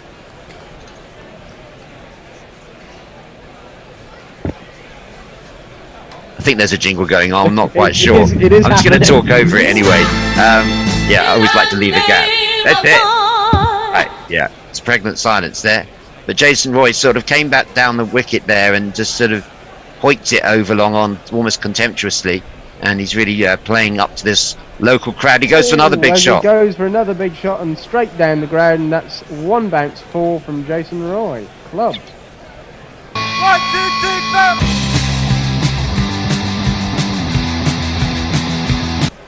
Jason Roy's putting on a show now, not just for the Surrey fans, but even I don't know, the Middlesex fan, Tony.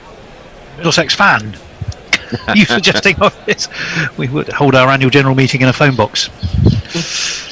Jason Roy just cleared. You would if there was more demand. Clubbed it straight down the ground. You'd be lucky to find a phone box these days. As he moved to 59. Yeah, you're lucky to find a Middlesex committee member prepared to answer for what's going on there at the moment. A lot of disquiet, I hear. But no, Surrey are at least, marrying benefits of a strong academy. They've also set up the ACE initiative, which is brilliant. As Roy again goes hard at a ball from Hasaranga, but will find the man at long on and just trot through for a single to steal the strike from Joe Root. And Roy moves to 60. England 104 for 1 after 17. Well, I was about to say on a more serious note that this particular game is co-branded as the ACE initiative ODI, which is fantastic. Friends of Guerrilla Cricket, we've interviewed Ebony and we've interviewed Chevy Green. In Birmingham, I heard that one. Yeah, you can find that on our various social media channels, our YouTube channel, Facebook pages, etc. A fantastic initiative and well worth checking out if you're not aware of it. I suggest you find out. On that subject, Tony, can I just give... Oh, sorry. No, go on. I just wanted to give a shout out to the Leicestershire branch of ACE. Roy is out. Jason Roy pulling. And a diving catch there off the bowling of Karunaratne. And Jason Roy has gone for 60. England 104 for 2. That is a worldie of a catch. That was some catch. Goodness me.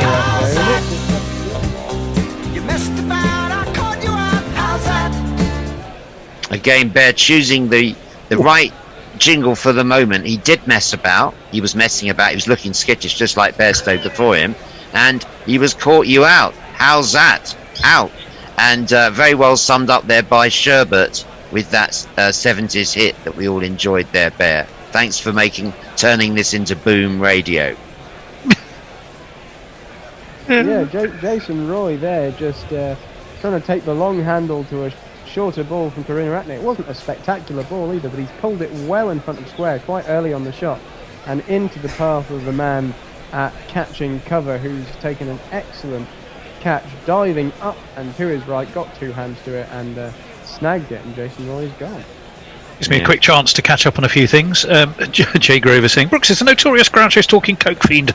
I, for one, am envious, although my wallet and nostrils are thankful. I'd ask him to withdraw that. I don't like that. All right. Not true. You are not completely incorrect, and if you repeat that again on air, you'll hear from my lawyers. You will, Oscar, you will. Is Whistler. Dave is right. There you go, Dave. I got that one wrong. Let me see who else. Bancroft, not Warner. Brooks is wrong. Boo. Warner lamped Root. Okay.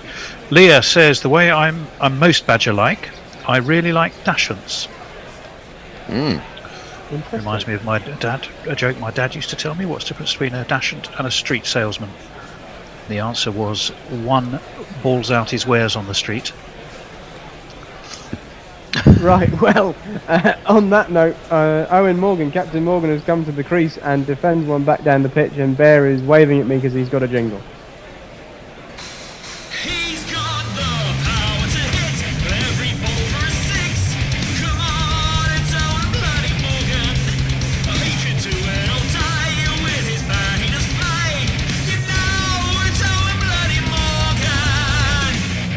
Yeah, the fall of Jason Roy brings in our non-playing captain, Owen Morgan.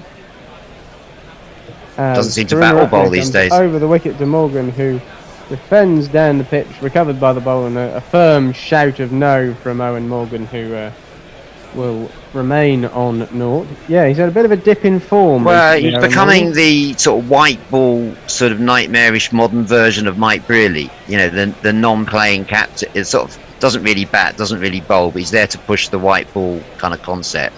Even to the point where he'll insist on him getting first dibs on his players over the Test match team, which he did in India. As Karunaratne is in and short, and Morgan pulls that, and it's dropped short of the man at third man, and Morgan heart in mouth for a second, I'm sure, but he's gone through for a single and gets off the mark.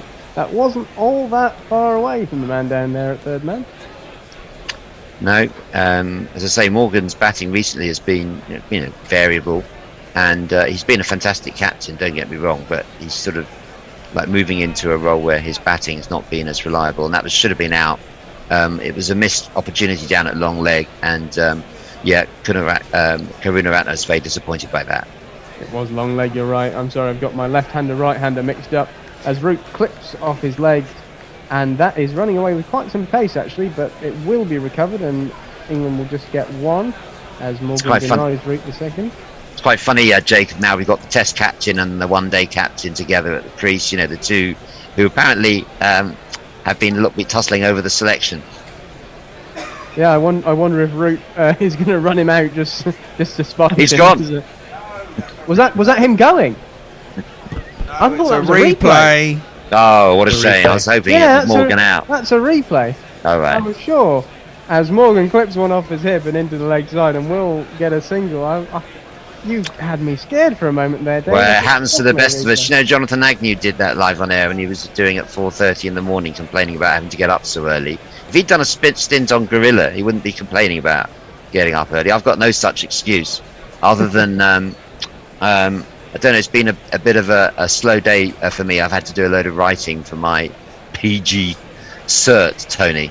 You know, I've been doing my postgraduate qualification thing. Oh, yes. I've been doing that. So the most exciting activity that's happened to me in the last couple of days is actually genuinely got excited today. Delivery of a box of paper clips and some ink for my printer. It was a highlight of my day.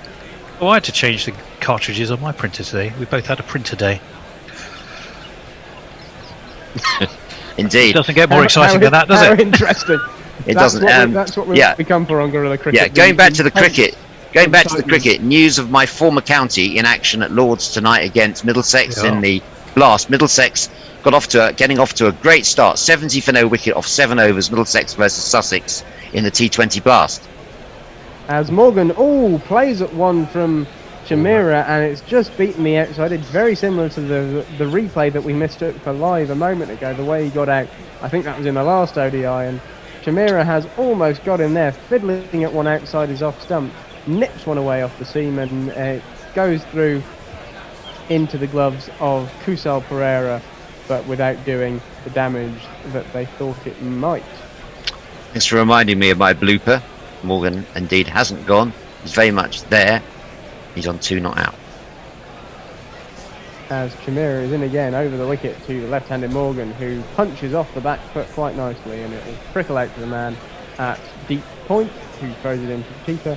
and Morgan will get through for a single and move himself to 3 from 6. Root 15 from 16.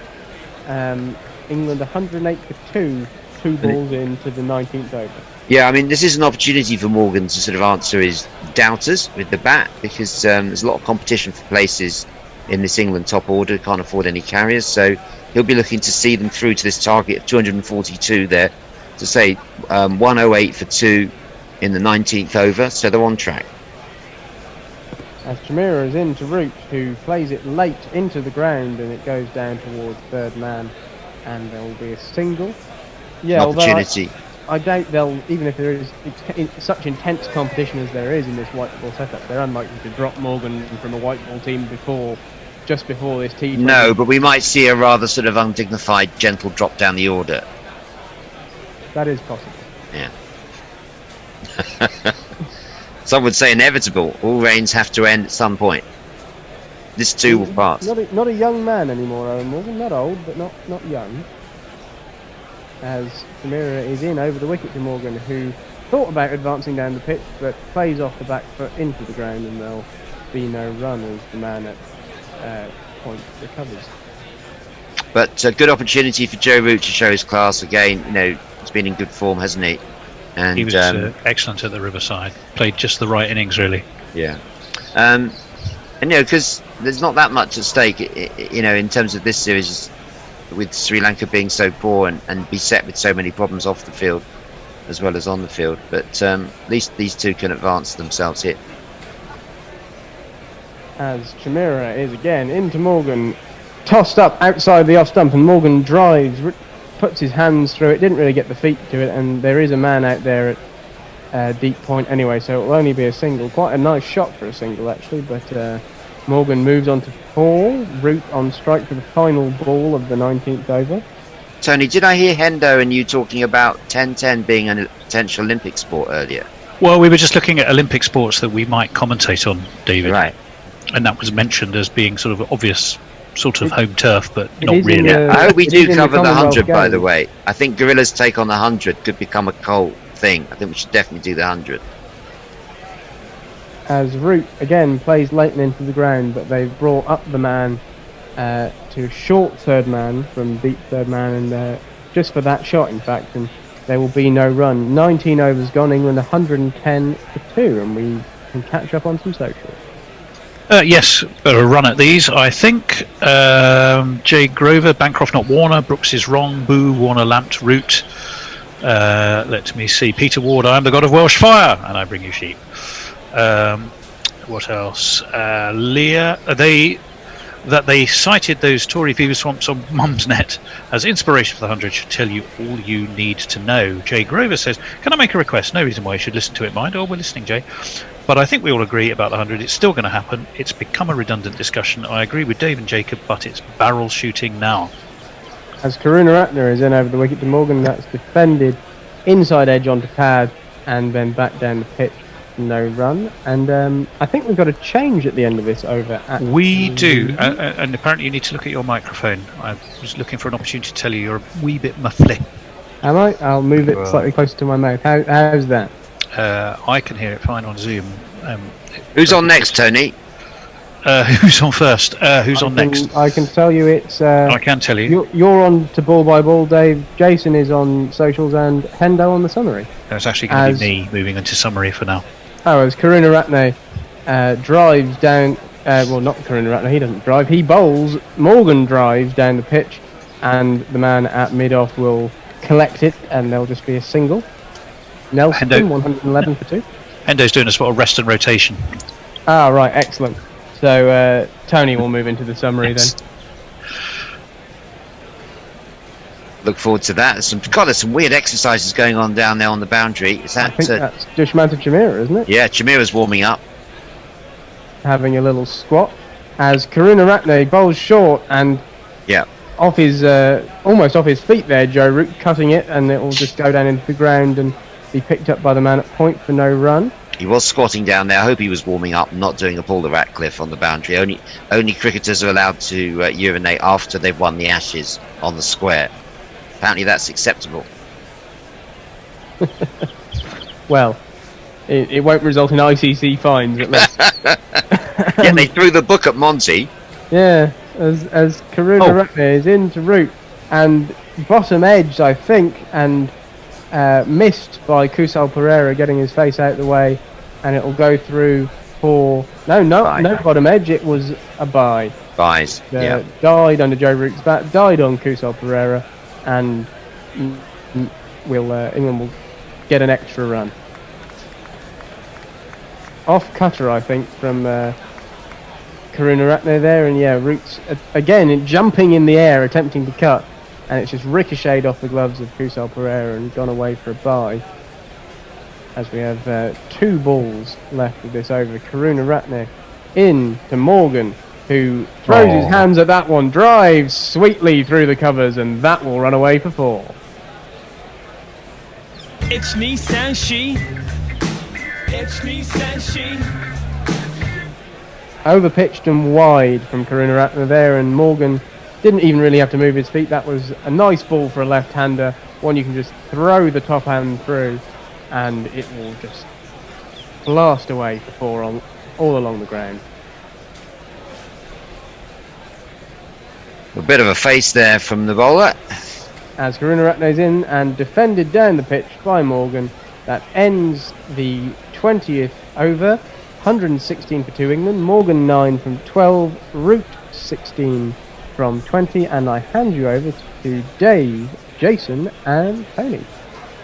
Thank you very much indeed, Jacob. A jaffer of a performance from you today. Fantastic stint on the ball by ball. Welcome back to a Surrey man wearing his badge with pride. It's Jason Hiscox. Hi guys. You must be a proud man today, seeing Jason Roy scoring 60, Sam Curran taking 5 for 48. It's been a day dominated by the Surrey men. It is, although as Tom Pollock playfully says, it's a day for Oval Invincibles fans to remember. Although I'm not sure that either of those are in fact in the Oval Invincible squad. Roy may be. I think Roy may be as a marquee player, but I'm not sure. Yeah, unlike other marquees, this one doesn't so much on the raid. I think that's right. We just missed a thick edge there that went down to the 3rd man boundary. It's a bit streaky, but Joe Root will take that boundary. 2 + 2 is a man.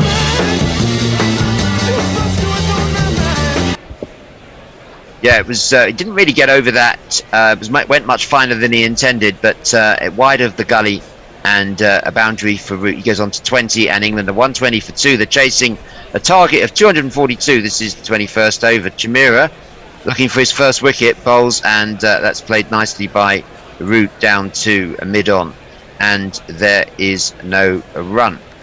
Over at Lords, Middlesex 94 for 1 off 9. Tony.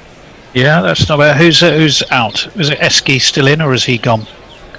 I'll be telling you that in 1 moment. And it's Holden is still there on 48. Esky's still there on 48. Excellent. And Joe Root's still there on 20. 120 for 2.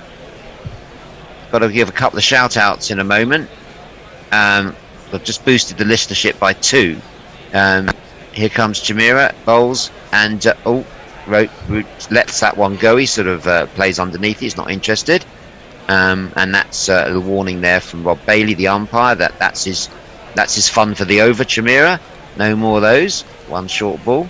It was dug in and it went pretty high there. Went pretty high. So Root's on 20.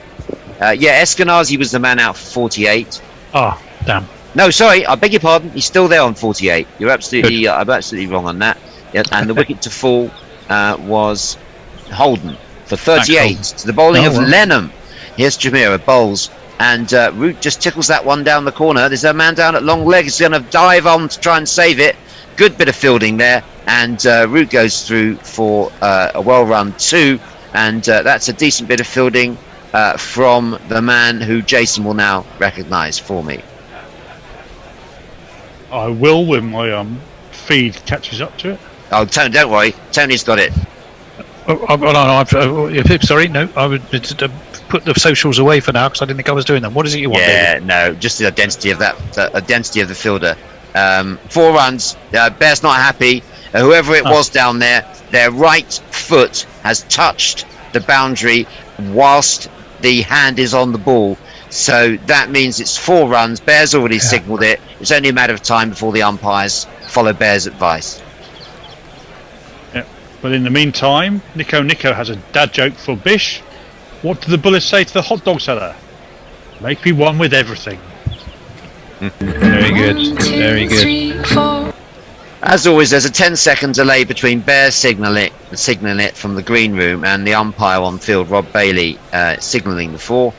And so Root's on 24 now. He faces Chimera 0 for 33, looking for his first wicket. Root's not going to get it there. It's way outside the off stump. Yeah. So shout out to James Knight listening to us from sunny Spain, and also to Amelia who's listening in. Basil and Parker, 2 new. One of those is a new listener, Parker, who's got a burgeoning interest in cricket. Admittedly, largely chasing balls and bringing them back to you, and hopefully he'll learn from his great uncle Basil how to bring them back with a minimum of saliva in these biosecure times. Here's Chimera, runs into bowl now. Root plays that one with plenty of time off the back foot through to it's going down to the long deep mid-wicket boundary, and they're going to run through for a couple there. And Root goes on to 26. He took a previous ODIs. Chimera took in Colombo. Took 3 for 20 in 2018. He got Hales, Butler, and Root. Sri Lanka won by 219 runs on that occasion. So prior to this series, that was his previous ODI experience. But he did play in Durham, of course, didn't he? Did Chimera? He did. Highlight of the Sri Lanka innings, if you're joining this game late, was Dhananjaya De Silva caught Root bowl Willie for 91 off just 91 balls. He hit 13 boundaries. Fantastic innings from him. Very well supported by Das and Shanaka. But this ball is played round the corner by Morgan. Shot. That was timed beautifully, defying his critics, down to the boundary, 4 runs. Now my innings going. Great guns, I hit the ball. 4 runs, I hit the ball, and it went for 4 runs. Morgan playing that nicely round the corner, placed it beautifully out of the reach of the man down at deep square leg. So it's gone down to long leg for a boundary. So Kunakaratne bowling to Morgan, who plays that one. He's got no control of that. It's gone way vertically behind him. It's bounced 3 times and gone through to the boundary directly behind the wicketkeeper. No sort of shot there from Morgan, but he gets 4. 1, 2, 3, 4. Yeah, Morgan on 17 not out, but nearly out there with that. Just in no control of the shot. It got big on him, as they say, and he was in no position to play that shot. Ball's gone vertically up in the air, but out the reach of the keeper. 3 bounces for 4. Yeah, he got to get some extra lift there, doesn't he? He's certainly sharpish, is Karunaratne. This one's just guided away by Morgan in a sort of Graham Thorpe type style, where Thorpe always managed to pick up a single almost effortlessly to keep the ball ticking over. I see Graham Thorpe's here today, back in his Surrey dressing room. Some would say he's never left it, Jason. No, that's true, but he is long associated with Surrey. Good old Farnham boy. Indeed, Farnham. Yeah, Roots on. Once had the pleasure of playing in his benefit match, actually, at Farnham. In my Channel 4 days, I used to get the occasional freebie. I'd turn up for the opening of an envelope if it had cricket on it. And then I was invited to play in that game. Kunakaratne, and that's played down by Root for no runs. Got 2 wickets that day, Tony. 2 first-class wickets. You did? Yeah. Who did you get then, David? I got Staklan Mushtaq and Alistair Brown. Ali Brown. Oh, Ali Brown. And I got Ali Brown out by positioning Lauren. I replaced the diminutive fielder at long off with Lawrence Delalio, who took the catch. Ah, that was a real celebs team then. Yeah, it was one of those Bunbury's games. Oh, right, yes. And which I've long since stopped getting invited to. I think it was a very slow and turgid 27 that that I grinded out one day for them that finally persuaded them that there was no entertainment value in booking me any further. Oh. Now off the back foot plays Root down to the deep point boundary. They go drop through for a single. So Root's on 27, Morgan's on 18. England 136 for 2. We're in the 22nd over. The target's 242. How do you see it going, gentlemen? Go on, Jason. I'll let you take that one. I think these two need to steady the ship for probably about 10 overs, knock it around about 3.5, 4 and over. If they do that, they should be well placed to make a late assault. Kanakaratna finishes that over with the ball through to the keeper, and there's no run. So 136 for 2. I beg your pardon, that was the 5th ball. There's still 1 to go. Getting ahead of myself there. Yeah, I think wickets in hand is the key. They can have a late assault because they've got power all the way down to the bottom of the batting lineup, pretty much. Mike Atherton wrote a good piece today, Tony, in Times about Sri Lanka and their woes. Did you get a chance to see that? I most definitely did. I read it early this morning before I even got out of bed. Yeah, Morgan, and this one, it plays off the back foot with very quick hands, and it's very well timed, and it eludes the man at third man and goes through for another one of these. The number of the day. Who could ask for more? The number of the day is 4. That was beautifully played, wasn't it? That was vintage Morgan there. Came down the wicket and not with a flash of the bat, actually played it off the back foot. So he's come down the track. A bit like James Knights, who plays a bit like that. The guy I was telling you about, who's in the fringes of the Spanish team now. He bats a bit like that. He used to be a fixture of the Leicestershire leagues. He had both feet off the ground when he played that, and the wrist speed was phenomenal. It really was. It was, a sort of touch of almost the Dhoni's, about it, the way that with the bat speed and many other players would fit into that. Yeah, I love those interviews you did, Tony, with the guys from Ace you were talking about earlier. I particularly enjoyed the one with the guy running the Warwickshire branch. Chev is the sort of program director for all of it. Oh, all of it, right. Yeah, did he come from Birmingham? No, but but having started in Surrey, they were setting up a replica program based in Birmingham. Yeah. And then I think Bristol is about to be the third of those, which is a fantastic initiative.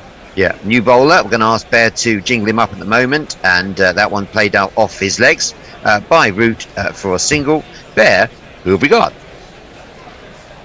Everybody's a seaman, and that includes a seatham, and everybody's in cricket. It doesn't matter who you are.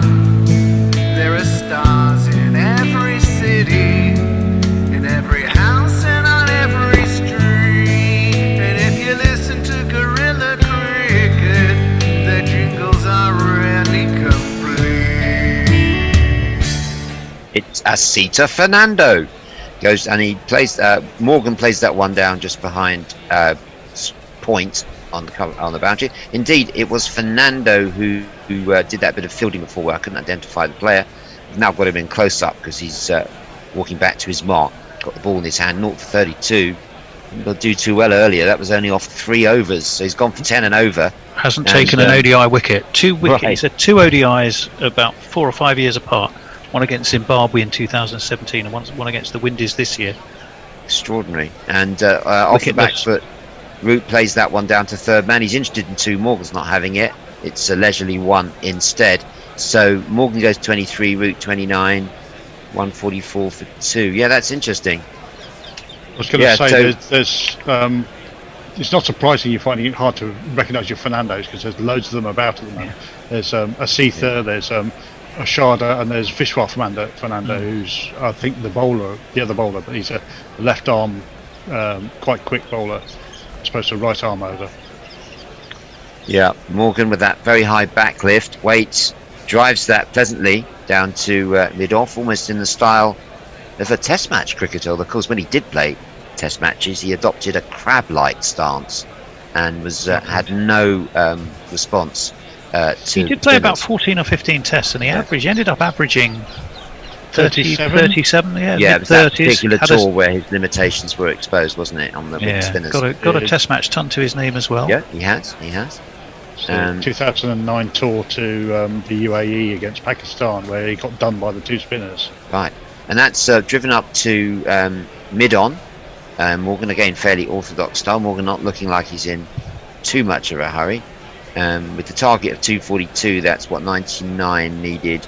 Still 27 overs to go. I mean, we didn't expect a nail biter. Tony, you used that term quite flippantly when we were doing the roses today. You said, right, here's the schedule for the nail biter tomorrow. No one expected this to be close. How close? Well, it's not going to be anywhere, is it? Morgan waits for Asita, and he just tucks that one away off his legs.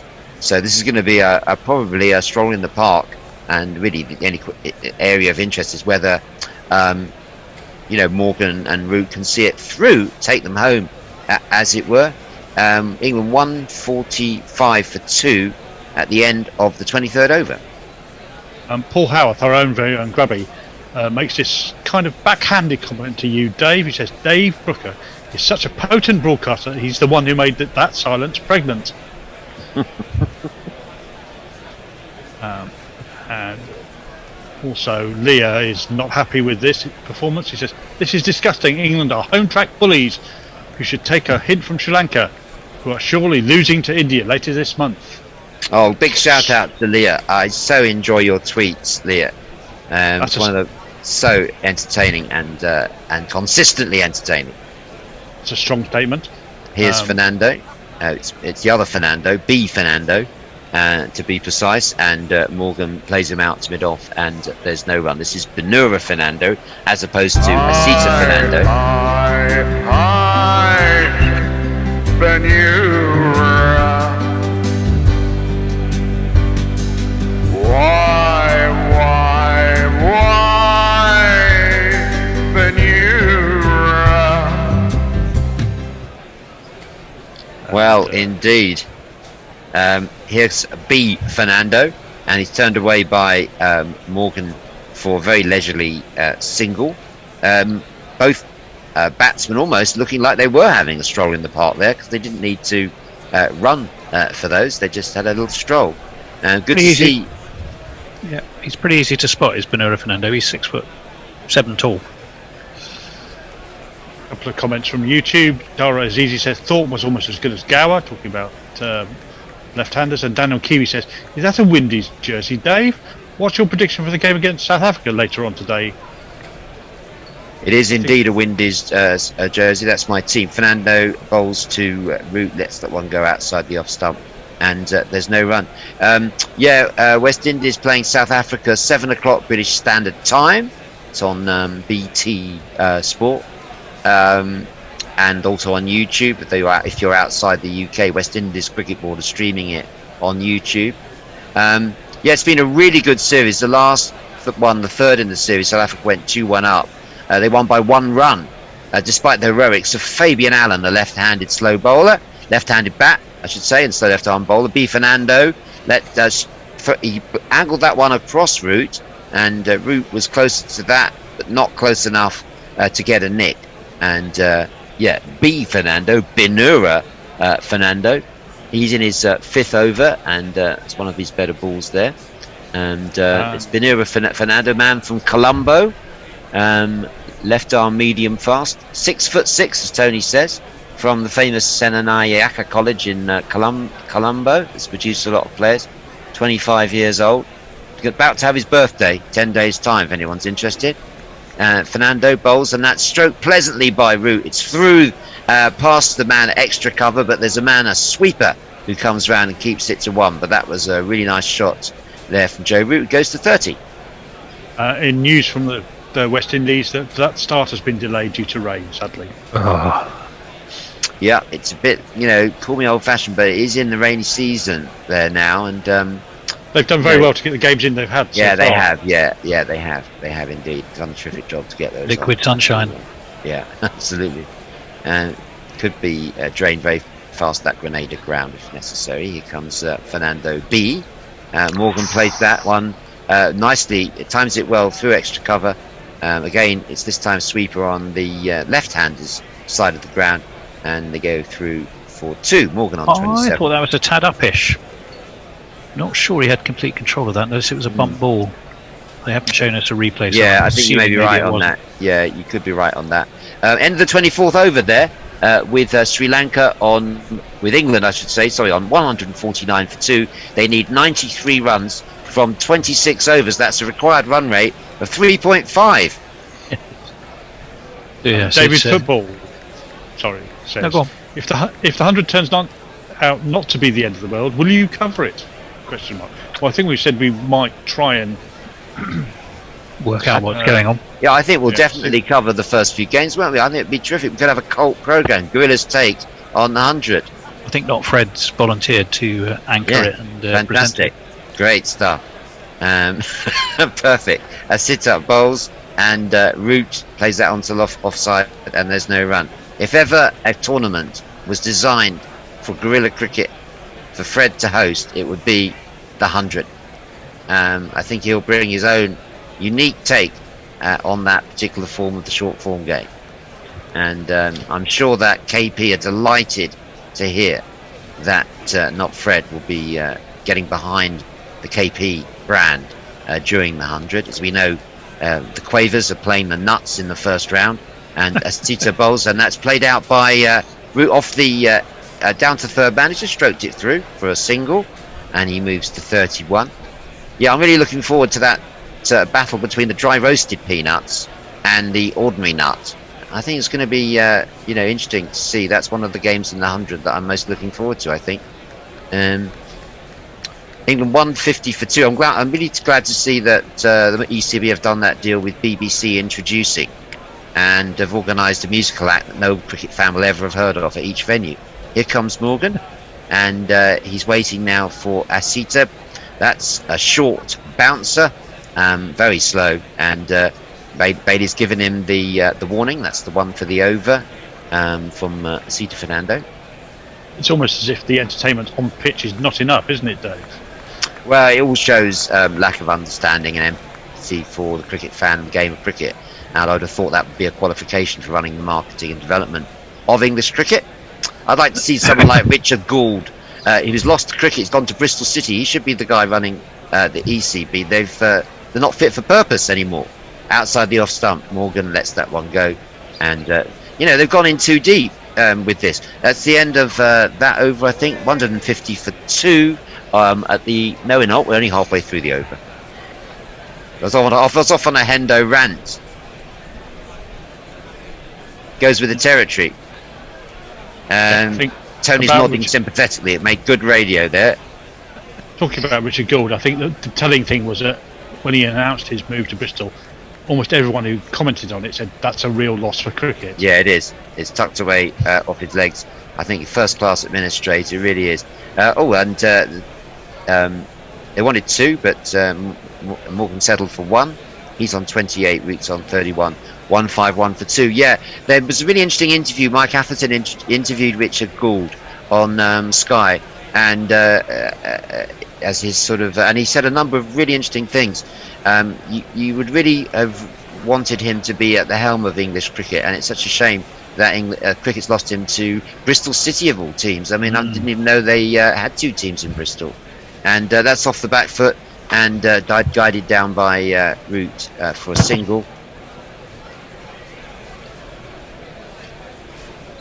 Oh, Bear's got his first G&T of the afternoon. It's all very bijou now around at the studio. Whiskey. Yeah, it's all, now that Bear's only really having to cater for a small number of people at Sydenham, it's the quality of his actual drinks has gone up. Yeah, the quality of the that. drinks. It's not like I've got you some beers and I've put some donuts in the back for you lads. It's now cordon bleu cooking, and also drinks not just served, but mixed, shaken but not stirred. Is that a caipirinha you've got there, Ben? Is that? No, it's a straight up whiskey and ice, mate. Right, straight up. I suspect that's the replacement for the beer that Knackle has borrowed. England need 90 to win from 25 overs. We're at the halfway stage. They've already got 152 for 2. So it's 90 from 150 balls, he said, trying to get some excitement from that.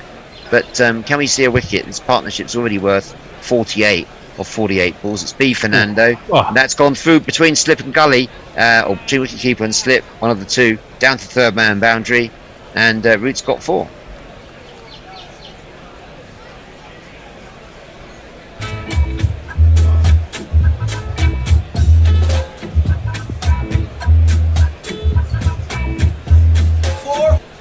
Oh, that reggae band was so laid back there, Bear. I thought they were never going to come in.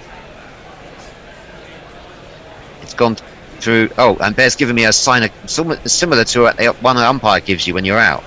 And it's gone past the wicketkeeper, between wicketkeeper and first slip. So Benura Fernando not having much luck here. Second time he's had beaten the bat.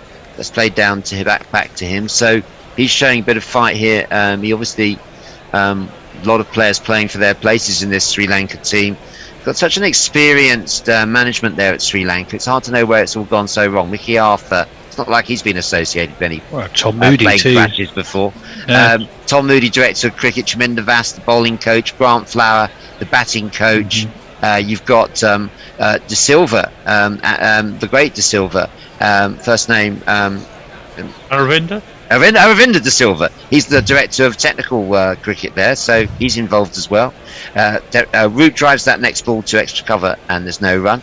You've also got people like who else is involved there? There's Murali.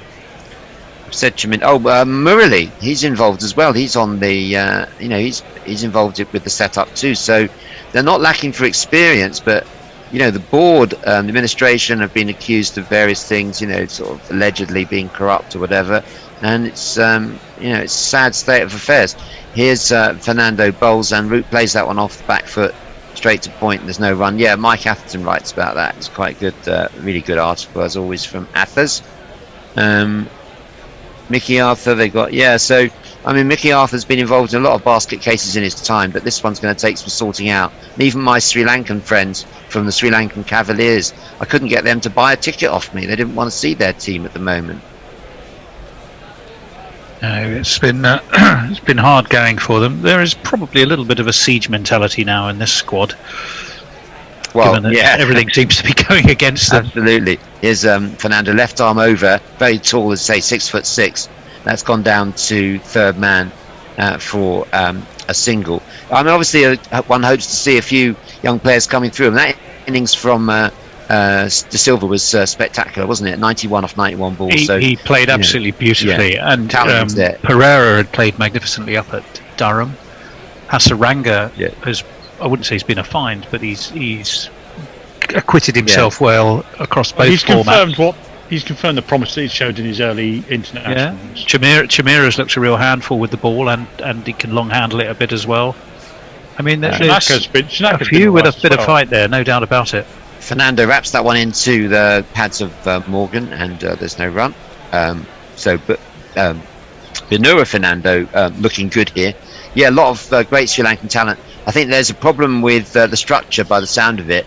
10 years ago they moved, or a few years ago they moved from 10 first-class teams to 24, which seems ludicrous. And Moody's identified that as a major flaw in the domestic structure, because there's talent spread too thinly, and the standard of domestic cricket isn't good because the pyramid's so important. That's why county cricket is such an important part of any strategy for English cricket. Fernando, and Morgan covers up, plays that to the offside. I do get angry about the 100 because I'm a big fan of county cricket. I think counties are part of the fabric, of England, and possibly Wales as well. I'm not sure about that. Middlesex 140 for 3 now in that match, but England here 158 for 2.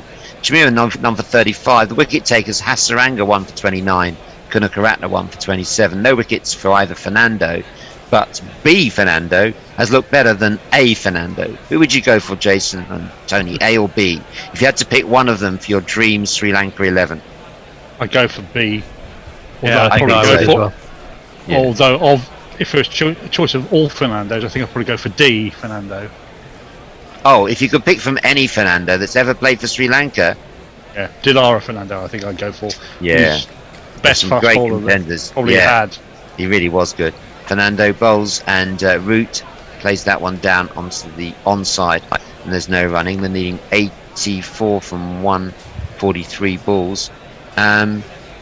Just going back very quickly to your comment about Sri Lankan setup, didn't they also bankrupt themselves building the 2 new stadia at Pallekele and Hambantota for the World Cup in 2011? I don't think that helped them with their cricket development. Yeah. Here's Asita Fernando, and Root plays that onto the offside, no run. Here's one from Grubby, Paul Howarth. Love your new podcast, by the way, Grubby. Very entertaining. The new Bill Bryson. Cricket stories and general humour. Dave, what's the difference between a good administrator and a good marketing person? Now, this is not a joke. It's not a dad joke. It's a genuine question. What's the difference between a good administrator and a good marketing person? I need to ponder that one. It's an interesting question. Obviously, they're 2 different disciplines, administration and marketing. Here comes Asita Fernando, and that's helped round the corner by Root. There's a man down there at deep square leg, and again, they walk through a stroll in the park for a single. England won 5-9 for 2. Well, I mean, a marketing person, especially if you're trying to sort of get hold of new fans for cricket, then you need to be a good marketing person. And you need to have an understanding of the product, the cricket product, which is missing, I think, from what the marketing department there at the moment. And without a good marketing strategy, I'm afraid you're going in the wrong direction. And the fatal flaw in the ECB's thinking, that one's played down by Morgan. The fatal flaw was to take cricket off free to air in 2005. I felt so strongly about the issue, not because I worked at Channel 4, but I felt so strongly about it that it was bad for English cricket that cricket should come off free to air at a time when every kid on every street corner wanted to be the Freddie Flintoff. It had reclaimed the mantle of England's summer sport. Everyone was behind the England team, and at that time to come off free to air was a big error. Said it at the time, tried to launch a campaign, Keep Cricket Free, got a DCMS inquiry on the subject. Morgan paddles it round to long leg for a single, and people were saying to me, like people I used to work with, why are you involved in that? Why do you care about keeping cricket free? Well, it's why I believe in guerrilla cricket. Guerrilla cricket's taken on the mantle of keeping it free, and that's why we really appreciate the patrons who do pay support us, so that other people maybe not as fortunate as themselves can get to hear cricket all from all over the world now. So if you want to be a patron, Tony's going to tell you now all about it after this ball, and Root drives that up to mid-off and there's no run. Well, it's Patreon. You go to patreon.com/Guerrilla Cricket, or you can go to our website, and you look on the right-hand side of that page. If you're on a laptop, you'll see Become a Patreon as an option, and that will end up taking you to the same place. There are different levels for which you get different degrees of fabulous privileges, ranging from your name emblazoned across our social media feed, receive our podcast first, fastest, and exclusively before other folk, and many other things besides. But above all, as David quite rightly says, what it does is give us the opportunity to bring you cricket the way we do it, inclusive, social, and making you part of the event. Absolutely, yeah. We couldn't do it without the Twitterati. You tweeters out there, love your tweets, and it's great that we've got that relationship with all the Guerrilla team here. Here's B Fernando, left arm over the wicket, tucked off his legs by Owen Morgan for a single, and Morgan's gone on to 30. So he's looking like he wants to put together a score here and silence any skeptics like myself who think his best days as a batsman are behind him. Tony, as a Middlesex man, you must see a lot of Owen Morgan playing first-class cricket, one-day cricket, and T20 Blast for Middlesex. Well, how many I've got to games be honest. has he played for them this year? He's played a few. He's played a few Blast games. Don't think we won any. Might have won one. Fernando, and he bowls. Root just guides that ball characteristic fashion down to short third man, and they take a single. You really don't see him playing the county game anymore. He did for a while when he took his England Test place seriously. Felt there was opportunity there, He did okay, but he tended to be a new ball victim. You knew Yeah. if there was a new ball round the corner, then I'm afraid Owen Morgan He's a wonderful would be captain. One of the he's a first back in the. He's a World Cup winning captain. We should regard him like our Bobby 100%. Moore. It's our Bobby Moore. Yeah. Here comes a B, Fernando, and down ploughing his left arm over from a great height, tucked away by Morgan. They're going to get an easy 2 here because A to B passes over to A Fernando. Who does? I just feel like I really want to hear that ABBA song now. Any chance that one of you guys could like sing it or? Can you hear the drums, Fernando? Yeah. Can you hear the drums, Fernando. Oh, we've got that was a couple good. Of questions. Coming back to us. Jeff Perkins says, "Are Guerrilla Cricket going to broaden their social media coverage to include Mum's Net for the 100?" Yeah, maybe we could send Jake Grover in disguise. Yeah, we want to tie up with Victoria's Secrets. We think we've identified a new audience for cricket lingerie. That's guided down by Owen Morgan for a single. Yeah, we want to go the whole way. Bear's signalling from the green room. It's 2 runs. Thank you very much, Bear. I thought you were doing a V for victory sign in a patriotic manner of someone who's landed his bet today. Bet went in the under-over market. Got one again. Yet again, so listen out for those tips. Bear does tell them, usually tells you about them just before he's won. So listen out for those. Poco says, if Dave's going to go full Hendo in terms of the ranting, you better remember to take the meds and have a lie down after his commentary shift. Definitely going to do that. And enjoy pastries and cats as well, I imagine. Yeah. B Fernando bowls and Morgan plays that one onto the offside. And they don't take a run. So England needing 76 now from 133 balls. And Morgan's on 34, Root on 35. Sam Curran taking 5 wickets earlier, David Willey 4. As England restricted Sri Lanka to 241, they would have got a lot less without Dhananjaya De Silva's 91, which dragged Sri Lanka to a respectable total after the collapse in the top order. And where is Angelo Matthews? Can anyone tell me that? B Fernando bowls and Morgan plays that one down. No, he doesn't. It's down the leg side. Does he get anything on it? No, it's a wide. Nothing on it. I know Angelo Matthews isn't on the tour, but exactly, is he out of favour? Does anyone know the inside track on that? I thought maybe his body was finally starting to. No, he's on paternity leave. He's what? He's on paternity leave. Oh, I can feel a tweet from Not Fred coming on now. Paternity leave? Can you imagine saying that in front of Fred Truman and Trevor Bailey back in the day? Paternity leave? It was not playing. Don't understand what's going off out there. Fernando bowls and Morgan plays that one onto the offside for a single. Now, another good reason to listen to Guerrilla Cricket over TMS is that they've got the B team from Guerrilla Cricket. They've got all the Guerrilla Cricket rejects now. It's basically wall-to-wall people who didn't quite cut it for Bear and Hendo. They're all part of the Guerrilla Cricket Academy. No, they're all great commentators. Latif Nawaz is brilliant. He's a Guerrilla Cricket person. They are graduates. And Guerrilla graduates. Guerrilla graduates. Yeah. They're all to Bear. Sri Lanka 241 for 9. England 168 for 2. Sorry, Tony.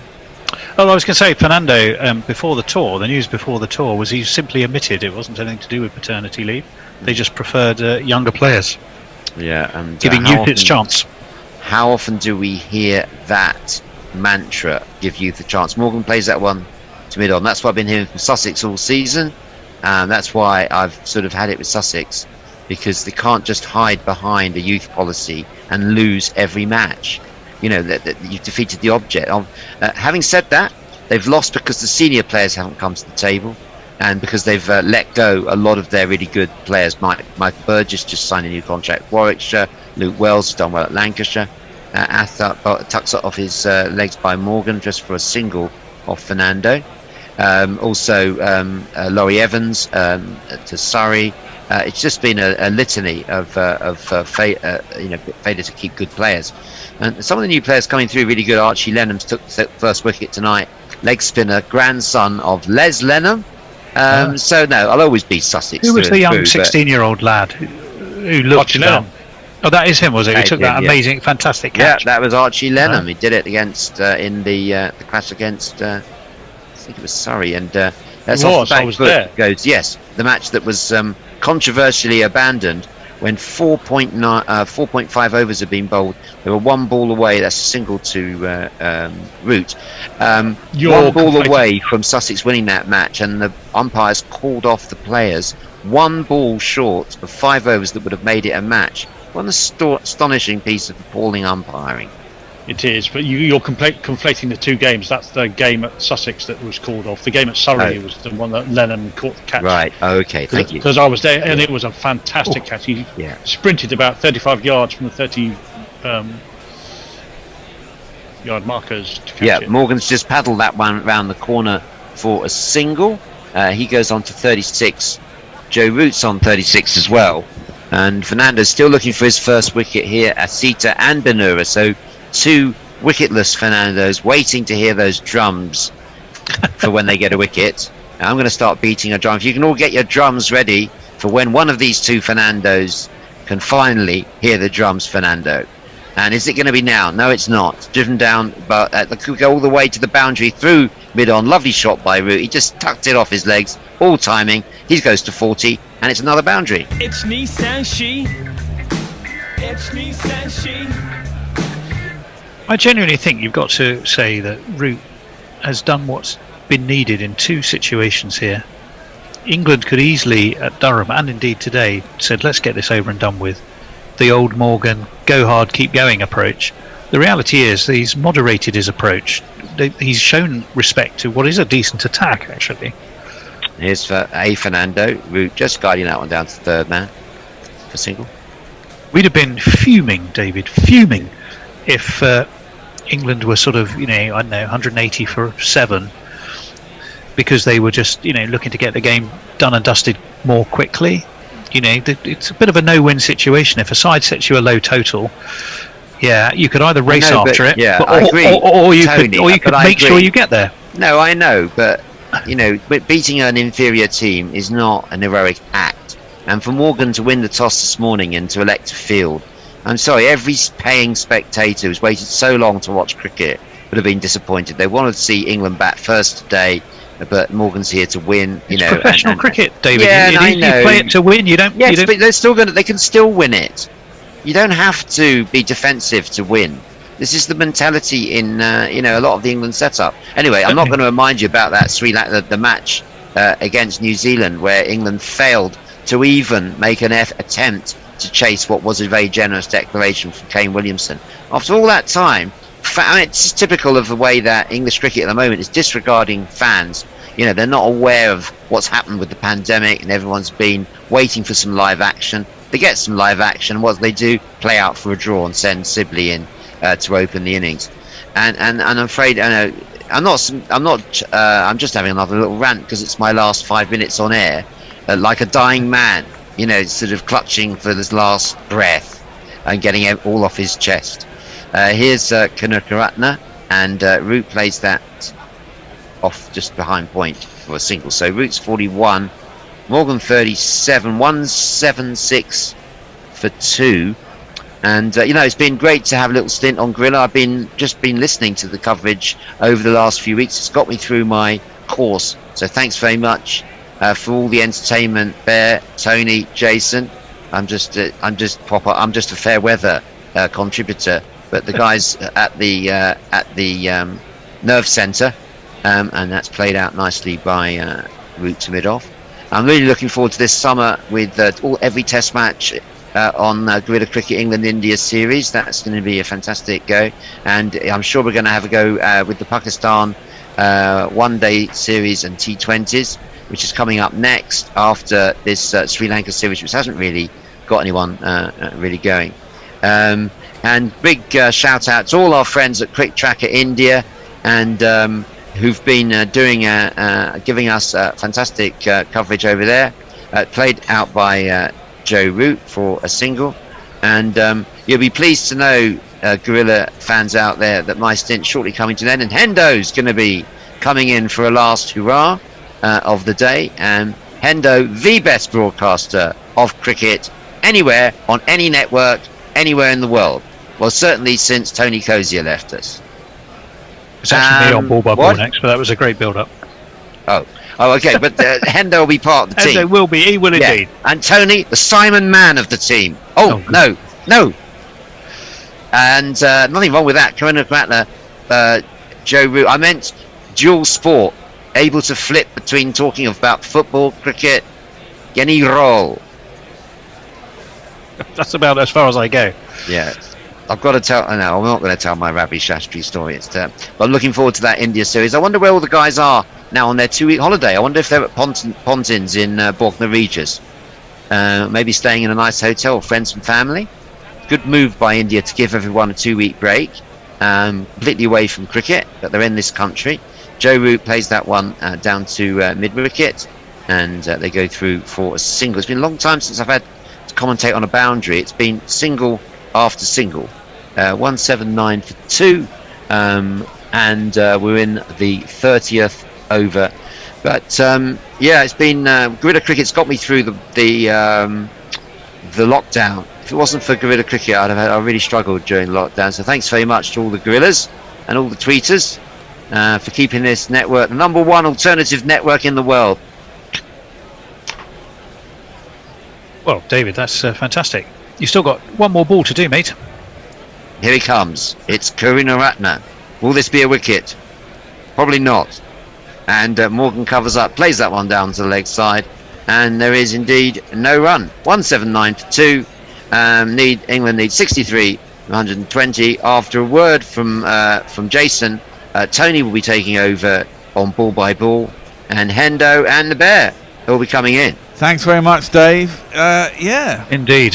Very chatty today, Dave. It's good to hear. Yes, chatty's a word for it. But it was magnificent as ever. Hendo, how are you? I'm all right. I just wanted to get this tweeting because it's 13 minutes old. Leah was saying the difference between a good marketing person and a good administrator is about 60 IQ points. But I want to know in which way, in whose favour? Administrator. Administrator, I presume. Yeah. Oh, I was trying to think of serious answers to that. There's good and bad marketers. There are. He's still not gone. Has he not gone? He's not like gone. He's sitting in the background listening. It's fine, Dave. You don't have to go. 179 for 2. We're going to see the Tousle-topped Wanindu Hasaranga. Horrible tour so far for Sri Lanka, but he's been one, I would say, of the successes. Hasaranga looks like he's injured. He's not been running after the ball. Well, he's in. Gives us plenty of flight.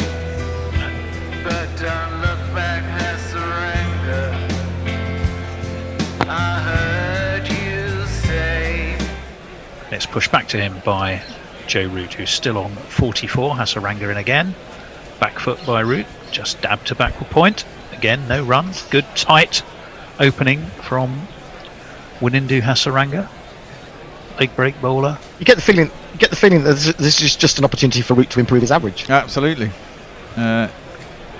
Forward again comes Root. Once again, backward point. Once again, no run. Hasaranga, a graduate of Richmond College in Gaul, seems to have produced a lot of Sri Lankan cricketers. There's only 2 places that do, isn't there? Well, I think that's it. I mean, I don't normally talk about that, but when you see a school's name often enough, as this one's pushed to mid-on by Root, and they jog a very simple, easy single. No, but when you see the same colleges, there's one in Colombo and there's one in Gaul, Richmond in Gaul. I can't remember the name of the one in Colombo, but you tend to see that cropping up again and again when you're reading bios of players. So you realise that those must be the places which churns out the exactly. And if you're only good at cricket, you international get a full cricketers. Scholarship, don't you? And yeah, and they push you along. And well, that is very true. Hasaranga, who's going to be bowling again. He's bowling from that Vauxhall end, that big old pavilion in his sights over Owen Morgan's shoulder.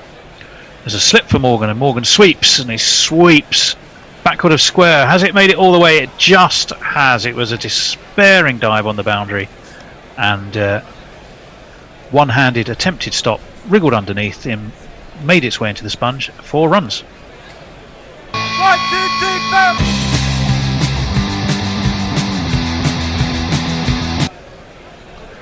It was, of course, a reverse sweep. It was the reverse sweep, indeed it was. I've just sent a note on chat to Tony saying reverse sweep ... Indeed. Oh, and that one beats the outside edge, and that really did rip. It was it the googly? It was. I think it was the googly, and it was a very effective one too, because it beat the outside edge of Owen Morgan's bat. Hasaranga will consider himself a tad unfortunate. One ball left of his 5th over, 1 for 34 for him so far. 57 off 114 balls is the equation. No, it must have been the end of the over. Once again, Sky have got the... there's a dude trotting out. There is a dude trotting out, but I think it is the end of the over. They were way behind. Let me get through some tweets. Moving swiftly on. About 17 minutes ago, Jay Grover said Dave is wise, but I don't know what that was all about. But he is wise. Perko says, isn't everyone with the rank of major and above also automatically on the Sri Lankan cricket board? Warren says something about numbers, which I don't really understand. There's something about baseball fields. I'm the highest level Patreon, says Jay Grover, and get my tweets ignored and my schooling ridiculed by these ivory-towered fucks. Hey, still you get your tweets read out all the time, and your name's going off in lights all the time, you know? Yeah, come on, Jay, come on. You love it. Warren says Victoria's Secret surely is sponsoring Mickey Arthur. I guess that's what a talking thought. about his shorts. And then Grubby comes up with cricket lingerie, Knickers Knight, Teddy Dexter, WG Lace. Very good. Oh my God. Very There's a marketing man. Chris the Choir comes up and says Bob Frillies. Good one, I like it. Bob Frillies. And Graham Frilly says Grubby in response. That, yeah. Warren comes back with Thongy Greg. Yeah, I see where you're going, but it's not bad. Not bad. Rodney on Thong is a really good one from Grubby. Oh yeah. On Thong. Very good. On Thong. Rodney on Thong. El Chopinus has joined us. He says, so we don't like the England shirt, do we? No, I don't really like the one-day one. I quite like the T20 one. Leah says they should also make him learn... Ooh, I don't know who that's about. I'm not sure what that's about. Something about hooking up a car battery to someone's nuts for when he pronounces names wrong. I don't know whether that's me. Hopefully not. Well, I hope it's not me. Grand Theft Auto says, not sure about David's take on England. If anything, they are more assertive than New Zealand and many teams. And not sure we need to return to the ethos pre-Silverwood when we hardly ever got to 300 and being bailed out by the tail. Legacy AD Brian 15 says, hi Guerrilla Cricket, point of information, comrades.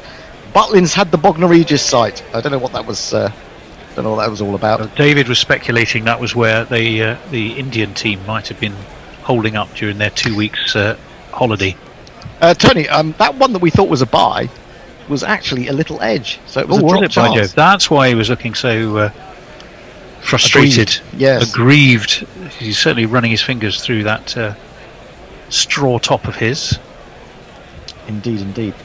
Brian is with us. Brian Barish. He says, good day again. I've been busy sleeping in my car listening to the tennis on a non-geo block channel. Can I hear Tony sum up the game so far in 3 words and 2 emojis? 3 words. I'm not sure I can do the emojis. Do the 3 words then. Same as Durham. Durham. There's my summary of the game. Although a few more runs for Sri Lanka, I think, but pretty much the same. Easy chase. I can tell you Middlesex 152 for 6 after 18.3. So they've had a little bit of a calypso. 2 wickets for Tyrone Mills. 59 for Stevie Eskenazi for the middle. Whatever happened to Tyrone Mills, eh? Well, apparently he's going to be in the he could be in the England squad for the T20 World Cup. Oh, what? Apparently, I know. Absolutely. He hasn't played one for England for God knows how long. Is he going to play against Pakistan? I'd like to see him before they sort of bang him in. Well, yeah, they ought to give him a game or two, didn't they? Actually, if they're going to do that. I mean, he's quick, but I mean, there's a lot of quick people around these days. It's going to be Bear. Are you ready? Fastest finger for jingling. Well, it's Dhananjaya De Silva. Okay, he's hit. No, that's not him. He's around the wicket, and No, it's it's not tickled him. off his legs down to Go on. short fine leg, and there will just be a single. Oh, there he is. He's not even in the team. He's not even in the team. Well, he's bowling there. And again, around the wicket onto the back foot goes Morgan. Guides it out to cover, and there is no run. I think it's the problem with We started with 2 dot balls as De Silva spears that one in, flicked at by Morgan. I'm not sure, Endo, he got anything on that. What did you see? Looks like a leg bite to me. In fact, I think it's given us a wide, so he got nothing on it. Yep, that's rather what I thought. Came off the pad of the wicketkeeper, I would suggest.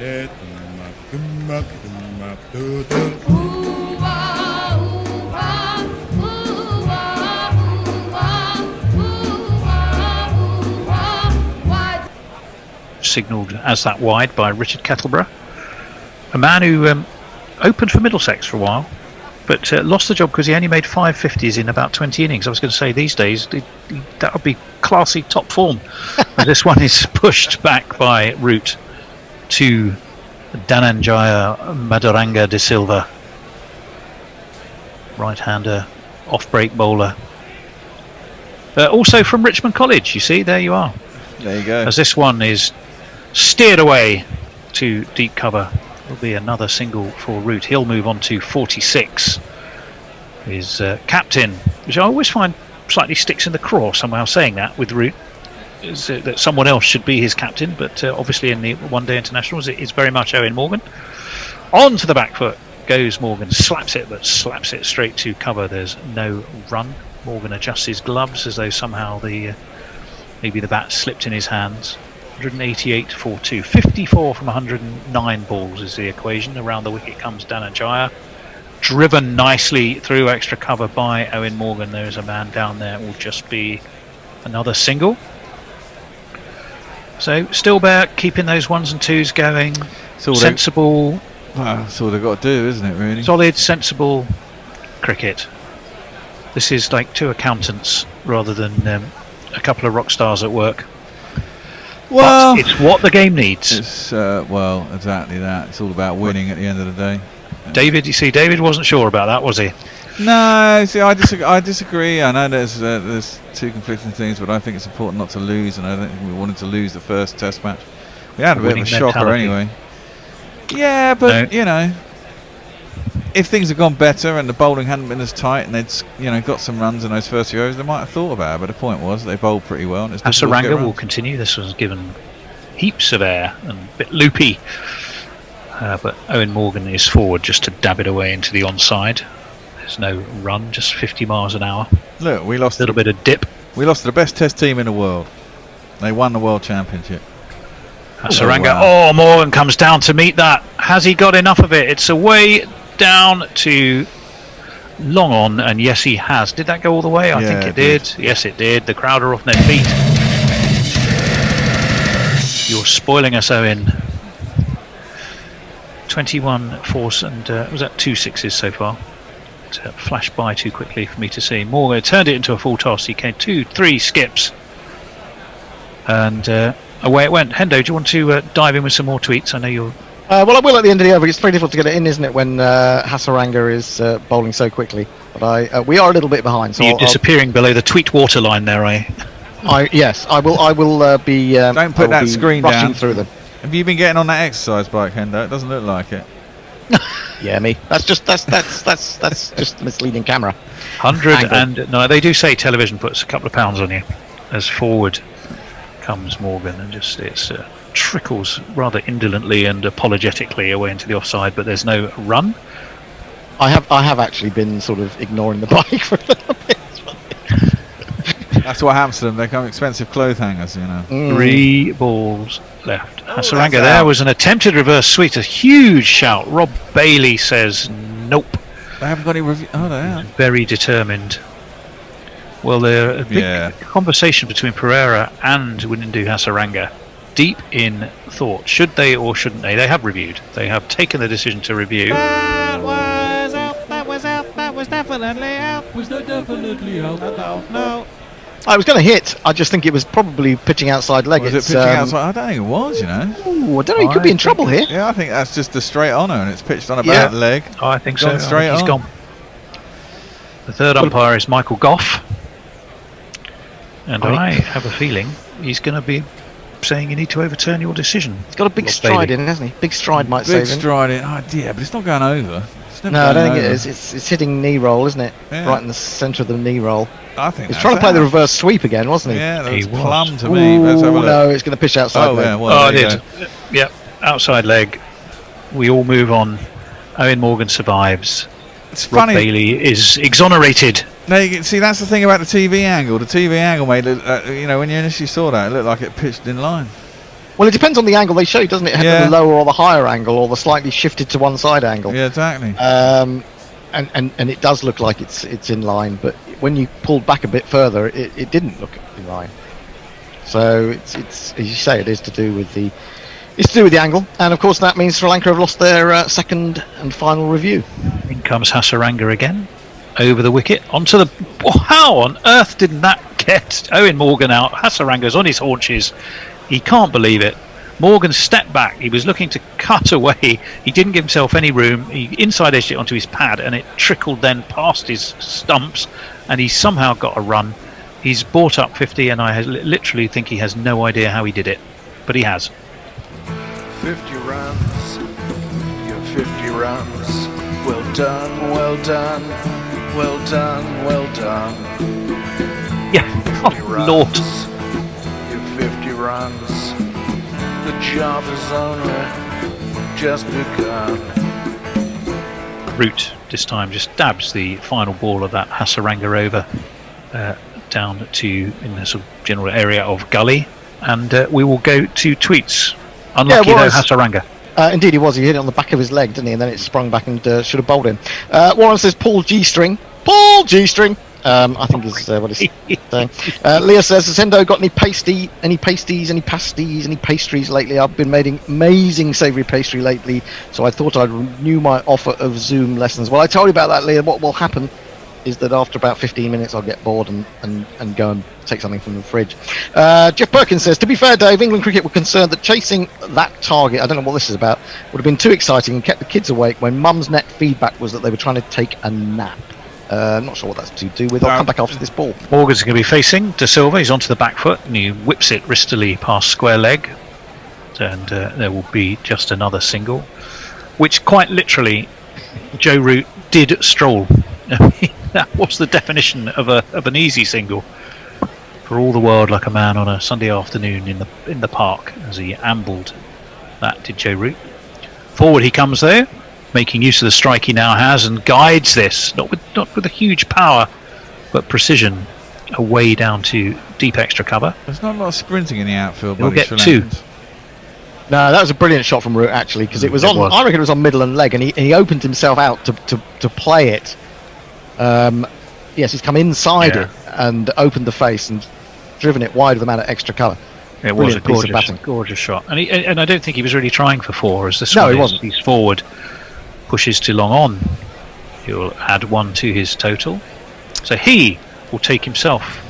If the graduate trainee Sky caption operator changes things, either that or he didn't take a run. He did. Oh, he did take a run. There you go. It's amazing. Root's average is what, 51, 52? Well, it was 50.10 before the start of this series. Comes to Silver again. Flicked this time to mid-on by Morgan. He moves on to 52. Root back onto strike. He's one shy of his 50. What did he get? What did he get in the first one? Was it 70 something not out? 77, something like that. Yeah, so if he gets two not outs as well. Yeah. Onto the back foot. Cut to backward point, and that will bring up his 50, I think. It does. Yes, indeed. Here Gets warm round of applause from that England balcony. 50 runs. And that's money in the bank for me. I didn't want to say anything before it happened. Well done, well done, well done. Well, we saw Marcus Tresgothic up there as well, looking natty in cap and shades. He's still the beating heart of Annie Chave. I mean, I put money on Root when he came out to bat and he had 2 runs. I put money on him to get to 50, and it was only 6-5. Well, it was all happening because it's the 200 up for England, 202 for 2, as well as Root's 50. Morgan forward. Now they both Silver fields off his own bowling, and there's no run. Now they both got 50. Let me get on some tweets. We're miles behind on the tweets. I guess because Dave was so chatty. Perko says, "Is it true? Were you suggesting that he was a babbling brook?" Oh, very good. It's the Colombo score, says Legacy AD Brian 15. St George's College could well be. Leah says I got a recipe for savoury mince meat pastries with tomatoes and peppers. Ooh. I can solve that problem in 20 minutes prep plus 25-minute baking time, which does sound very nice. That sounds fabulous. Jason G says, and doesn't one of the colleges own the Askaraya Stadium in Kandy, formerly one of the Sri Lankan Test stadia? Jay Grover says, weirdly, I found beer and sitting on the sofa has put several pounds on me. Ranga. Oh, now that one was again a googly, and it really ripped into Root, who had to jab the bat down on it pretty quickly. And plays the shot 2 or 3 times afterwards. Hasaranga will be in again. This one is steered away to mid-off. Very easy single. It's all looking sedate, Hendo, really, isn't it? Sedate, It is how you indeed. describe things so far. I would also finish off Jay Grover's tweet. He says, thankfully, the shame and horror of seeing Miss Sen in the Gorilla Cricket vest has maybe get the exercise bike out. GC is a motivational tool. Not for me, it isn't, sadly. Well, we were dreaming. Back foot again, as that kept pretty low, and Morgan steers it away to cover. Another easy single. Well, I mean, you were threatening to do commentary from on the exercise bike. Hendo. Yeah. Who Hendo was? Were Yeah. you? Yeah, I will at some point. I'm just not ready for it yet. You'd have been quite literally peddling our merchandise, as this Hey. one is pulled away to deep mid wicket by Joe Root, but it will just get him a single.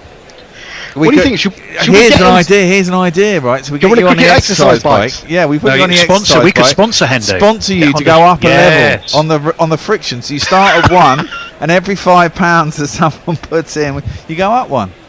This one's hauled away down to mid wicket by Morgan, but again there's a man there, and again it'll be just a single. It could be like one of those Peloton bikes. Absolutely. Only it could be us shouting at Hendo. Yeah. I have to Work say, it, harder, I have to harder, say, up 2. I started on number 4, and then towards the end of my shift, I moved to number 5. So hang on, none of this ones, 2 and 3s, people. Oh, you just start off easy. Hasaranga. Oh, that popped up at Joe Root, and it was a little bit uppish, but 2 or 3 bounces before it reached shortish mid wicket. It's the end of that over. Where does it go to, Hendo? That's the question. Where does he go to on his bike? Well, no, I I mean, haven't gone much above 5. I have. Where do you 5 go for to, the my minute. lovely, when you're alone on your bike? Indeed. There you Peter are. Sarsted. Jeff Perkins says, "Come on, Bear. You know all about cameras and fattening." I want to make a point about the 100. We talked about that we might do 1 or 2 games just to see what it's like and what it's all about and take the piss, hopefully. I decided to see what the first game was, and it's the Oval Invincibles. This is the first men's game. The Oval Invincibles against the Manchester Originals. So I went to the website, and I just wanted to check it out, because there was talk there were going to be a lot of double headers, and it doesn't appear that is a double header. I think there's a women's game the day before between the same 2 teams. Then there's a men's game on the 22nd. But I looked up the squads, and I looked up the details, and all this talk about it might bring people into other forms of cricket. I'll come back to it. Well, I think it's Asita Fernando again, is it not? Yeah. And that one is dabbed to point, and there is no run.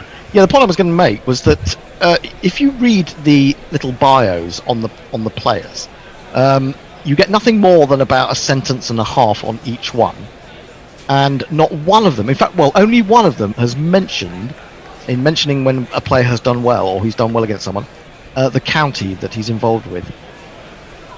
Interesting. Which is a shame. Well, it's more than a shame. It's more than a shame, and I'll tell you why. I probably could have a guess, but I'll let you do that, as this one's pushed to mid-on and there is no run. Tell us, Hendo. Well, I mean, it's ridiculous. The only one of the Oval Invincibles, which contains a lot of Surrey players, the only one that's mentioned that he plays for Surrey is Rory Burns. It says Rory Burns has led Surrey to some domestic titles. And that's all it says about Rory Burns. All the other players who play for Surrey, it's not mentioned. Sagib Mahmood is playing for the Oval Invincibles, when you'd think he'd more likely be playing for the Manchester Originals. However, and I'll come back to that. This one is full by Asita, and Morgan is again slightly hurried by that. He whips it through at a fair old lick there, doesn't he, Asita Fernando? Yeah, he was in one of the tests, wasn't he? Finally got some wickets after we piled on loads of runs, and then they finally He's played got us 3 out. tests, taken 4 wickets at about 30 something, 34, 35, no, 39 I think. Can't read my own writing. Yeah, I was going to say about this. It doesn't even mention the fact that he plays for Lancashire. So I have to do it at the end of this ball as well. You will, as Asitha comes in and Morgan guides this past Joe Root, but straight to mid-off, and there will again be no run. Hendo, go on. So it really gives the lie to the fact that they're trying to introduce people to other forms of cricket, because if you were, you would say Saqib Mahmood, who's actually playing but he plays his domestic cricket for Lancashire. You would surely put in something like that, and when you mention about a good performance, you would say who you did it for. Otherwise, if a kid says to his mum, because that's the target audience apparently.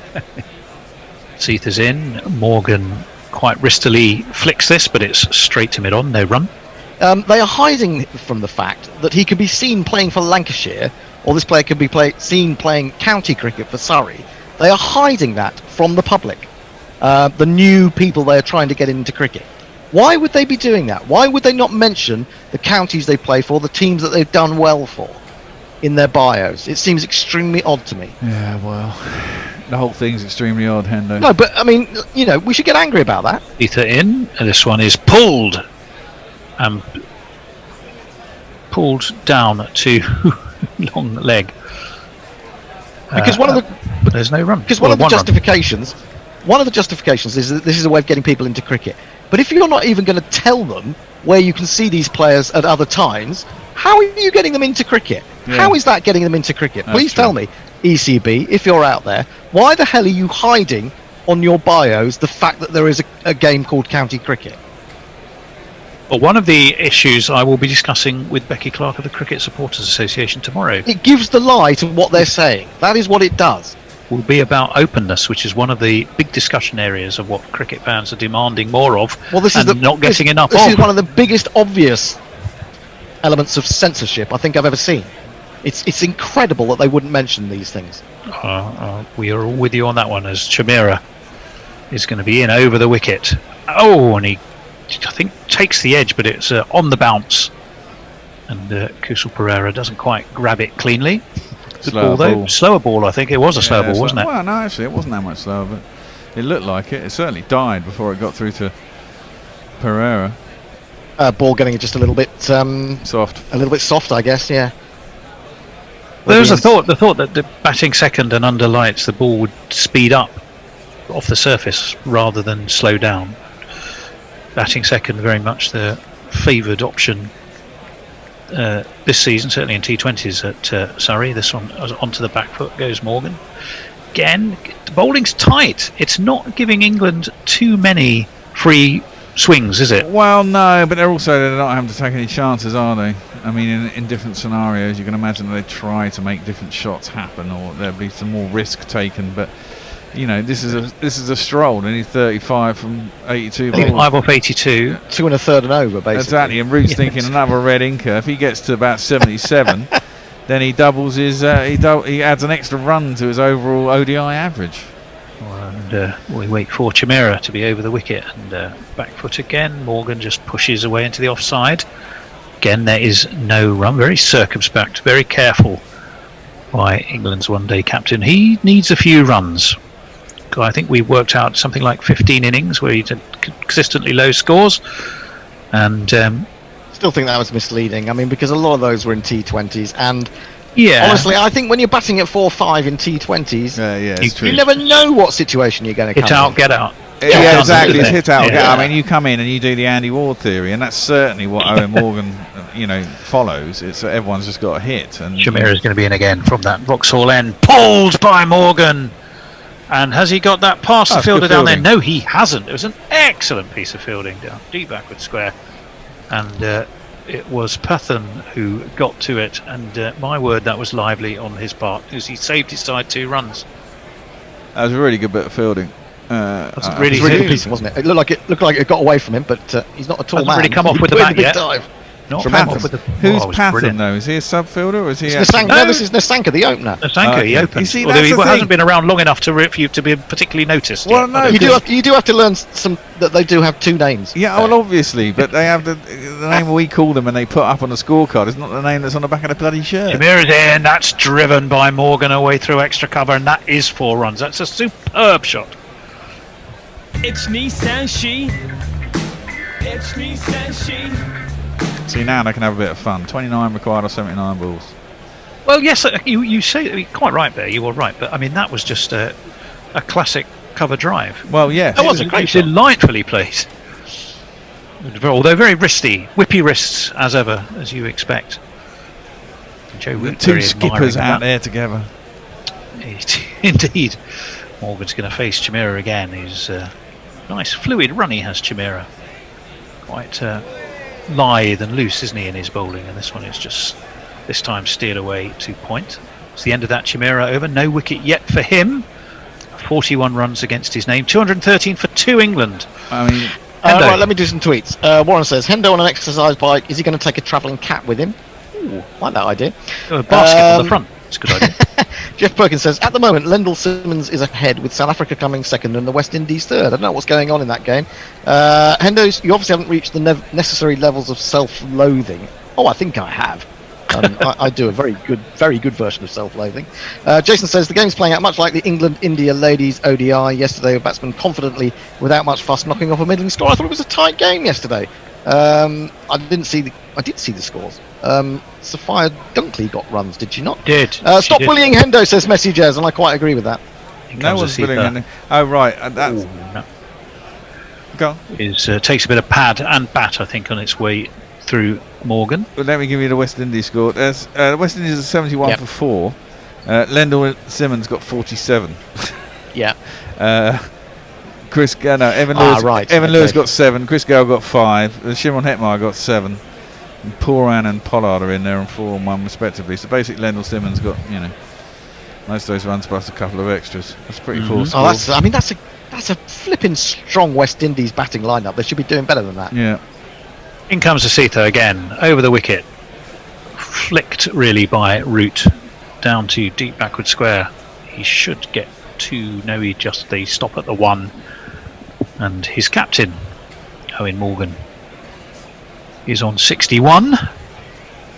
Both these batsmen past 50. It's been an excellent partnership indeed by these two. I'm just looking at what it's worth. 110. It's been a good partnership, but you never felt there's been much. You never feel there's much pressure on them, though. I don't think. I mean, they've come in when Roy and Besto have given well, that is true. In comes Asitha. This one's driven nicely by Root, but straight to mid-off. And there is Root Morgan, I beg your pardon. It's perfect for Root because he doesn't have to be in hurried mode. He can just work it around. I mean, I think in that 50 he's only hit 3 4s. Yeah. And that shows you how easy it's been for these two. All they've really got to do is stay in and they'll get a few runs. Exactly. And the only question was whether Morgan would get out or not. Well, yes, absolutely. Morgan it is, who's going to be facing Asitha Fernando. Asitha is in, and Morgan watches that in the manner of almost like a snooker player who's watching where the ball's going towards the pocket. He watched it with great intent, but it just went straight to mid-on, and there was no run. Well, I think it was a little bit aerial, and I think he was a little bit worried that he could have hit it. Yes, he was. Or a golfer who thinks he's about to plop the ball in the bunker, maybe. That's a better analogy. Grand Theft Auto says, calling a team the Invincibles is surely hubris. Absolutely. It's a ridiculous name. Jason Hiscock apologises, saying, should have said batters, not batsmen, when he was talking about the ladies' team. Here comes Asitha. Bottom edged by Owen Morgan. Taken behind the stumps on about the second bounce, I think, by Kusal Pereira. 214 for 2. A lovely tweet from an absent friend, from Annie. She says, I love all my friends at Guerrilla Cricket. Thank you so much for being so kind in my year of hell. I may have had 1 or 2 too many glasses of wine, but you're my best friends, even Nestle Boy. Even Nestle Boy. Even Nestle Boy. Even. And Leslie Boy says, even Nestle me. Boy. It's even me. None for 49 for Asitha. He's bowling to England's captain, Owen Morgan, who cuts past backward point down to third man and will get a... Did he take a single? Yes, he surely took a single. He did indeed. Would have brought Joe Root on to strike, but it was the end of that over, so it'll keep Owen Morgan on strikes. 27 from 72 is the equation for England, which doesn't look overly challenging. No, I mean, looking at this, the score would have been about 320, 330. England might have struggled. Yeah, I don't even think they would have struggled with that, to be honest. It's a good pitch. It's not done a great deal, has it? Jacob says the only argument I can find for the 100 is the advancement of the women's game. It's become a sunk cost fallacy now. It is happening, and I dislike it. Mind, our opinions mean nout. There's another point about this also. And I know that this notion of bringing on the women's game and having these series of double headers, but on the basis that you want people to be able to get in and out in 2.5 hours, having a double header kind of defeats the object, doesn't it? It does a bit. It's going to be Chimera, and that's down leg, and it's flicked beautifully by Morgan. He timed that quite magnificently, and it's down to very fine leg for 4 runs. 1, 2, 3, 4. I'm just looking at the Middlesex score. I think they've come up a bit short from what they're going to need, but we shall see. Legacy Brian says, fuck the 100, it's just marketing bollocks. And I think all of us can go along with that. Well, yes, go along with that too. Chimera is going to be in to Owen Morgan on 66. He's batting with Joe Root, 66 on his back. And surely that's a wide.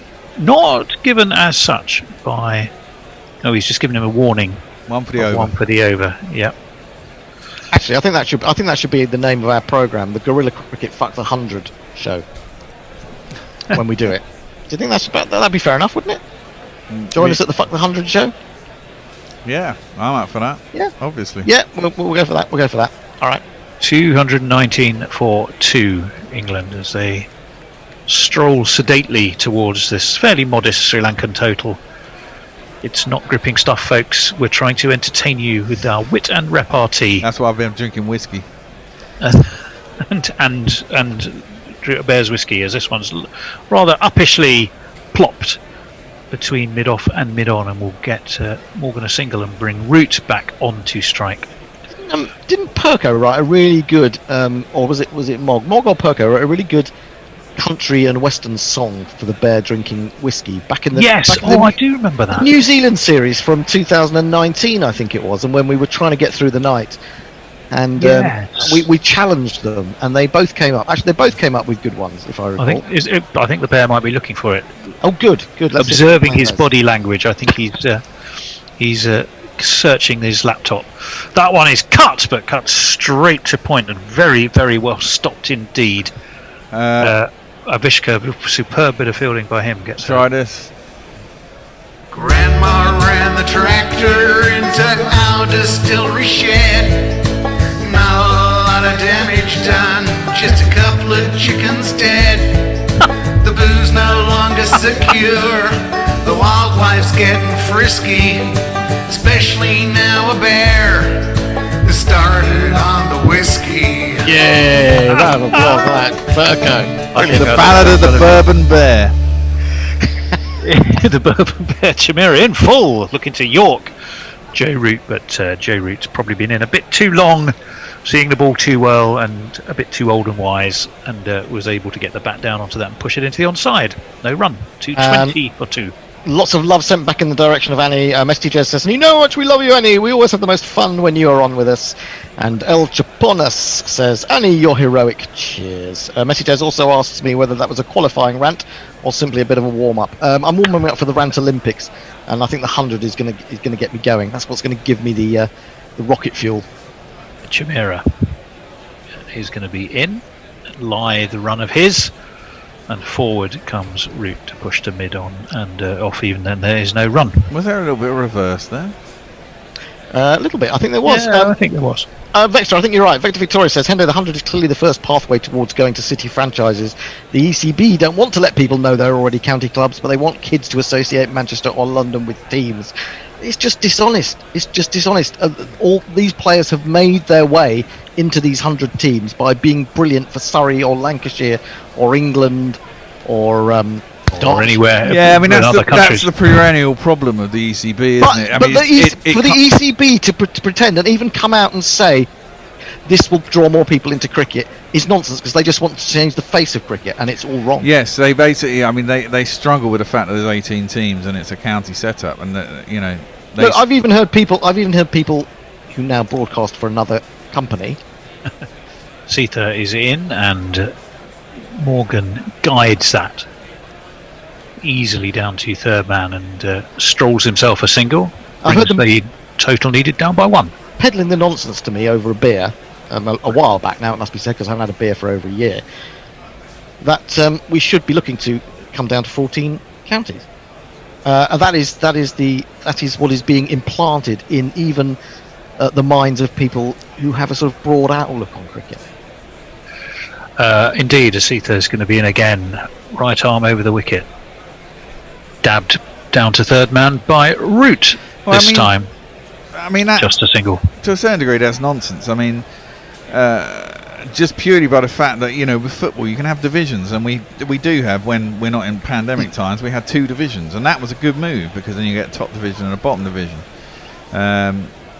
Maybe you need to have more up and down so you create more competition, but there has to be a way of doing that.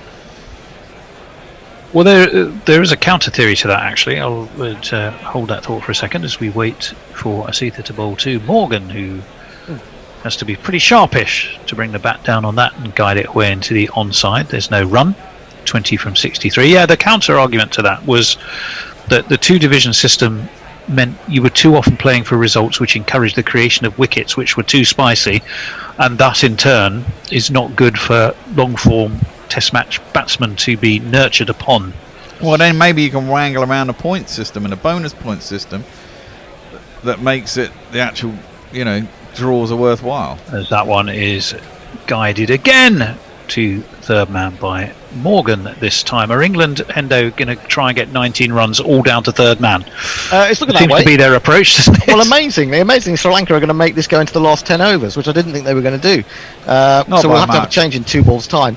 Well, they have brought in new regulations, haven't they, for the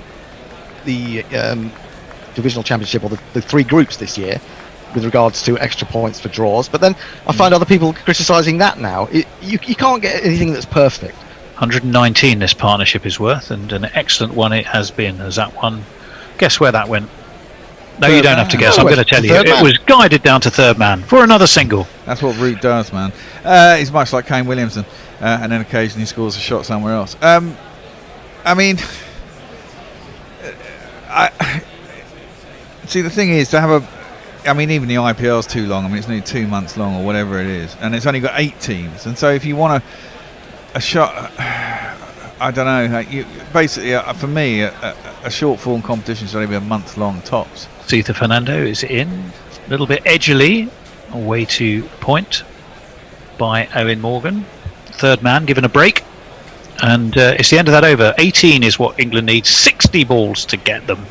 224 for 4. What are we doing, chaps, in terms of personnel well, I think now? all that's happening is you're taking a rest because you've been on for ages, haven't you? I've been on a while. And Jason is coming in to do socials, I believe. That sounds fine for me. So that's me for the day. I found see you for the day, Tony. Take care. See you later. Have you found another whiskey tune? Yeah, Bear Whiskey, it says. Go for it. After this ball, maybe. Whiskey and a microphone. You can be sure what you'll get. The barrel get maggots head. Yeah, well, I like the first 2 lines of that about if you leave a bear alone with a microphone and a whiskey, and we've done that too often, to be fair. I'm in charge, man. Well, Jason, welcome back to Jason. Jay Grover, 12 minutes ago, saying, add 1 more person I want to be stuck in a lift with when the 100 is mentioned. That's his latest tweet. We'll come back to those tweets very shortly. Benura Fernando is coming back into the attack. Left arm over the wicket. He's bowled 7 overs for 37. He's looked useful at times, but there's not been much for him out there. This one is turned off his legs by Root. It shouldn't be long now. Only 17 required as man comes in from deep square leg to do the fielding. 17 required from 59 balls. England are 225 for 2. These 2 have put on well over 100 now. Morgan's on 69, Root on 56. Looking for red inkers apiece. Yep. And they'll be very happy with that. Absolutely. I mean, although I did actually kind of agree just before I came back on air. Not Tony, Dave was talking about England could have batted in this game, as Fernando is in again, bowling to Morgan. Morgan pulls in control down to long leg, and it's just a single. And I took his point. I mean, generally speaking, as a team, unless you're dyed-in-the-wall bowler, you want to see your team bat, don't you? I mean, if you bring it down to basics, and there's a big crowd there today, or relatively big crowd, and England have won the toss. They've got a really good pitch to bat on. That crowd wants to see England go out and hit 350, don't they? Yeah, really. they do, but Most everyone of on TV wants it to be over as quick as possible because they kind of know what the result's going to be.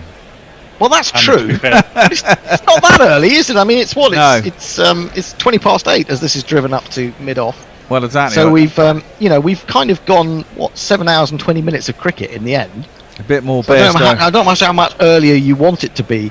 I mean, I suppose if we did use all the overs here, it would go until about 9:30. Or well, exactly. If it had been 9. tight and a big score to chase, things would have got slowed up at the end, and it would have gone 9:30, 10 o'clock. But England can chase down these totals, especially against a team that is underperforming in Sri Lanka. Short and pulled by Root through mid-wicket. Might actually get I'm not sure he's going to get round to that. The man from deep square leg's not going to get there. And he dives in front of a load of blokes wearing pink tutus, and they get 4 runs. 1, 2, 3, 4. But I had to be out this morning, so I couldn't. But if I'd just been sitting in to watch the cricket, I would have. And England won the toss. I thought, oh, please bat. I want to see some crazy carnage from the likes of Bairstow and. Well, you could have seen. Roy. I mean, the thing is, they could have chased. This is it. Bairstow and Roy get going. They could have, and didn't get out. They'd have got 180, 190, and blah blah blah. But there was a period though when they were batting first, wasn't there? When Hales and Roy were getting all those record scores, especially at Trent Bridge. Fernando bowls a slower ball, which Root waits for, and then just guides down to backward point. And well, there is no run. The other way to look at it is there are actual points and meanings to these games now. No, I just don't see that necessarily England are going to win it because they bat second. I mean, England would think they were going to win it if they batted first as well. Oh yeah, they would do. Probably think that way. And so, there is an element of wanting to see a bit of entertainment. And based on what we saw at Durham, Sri Lanka's batting is poor. Again, a slower ball, which Root waits for. This time he just runs it down to third man. And they take a simple 231 for 2. End of the over. Let's have some tweets from Jason. Yep, Hendo, you've joined Annie Chave and Vic Jason. Marks in the people of. Yeah, I'm here. Can you hear me? Yeah.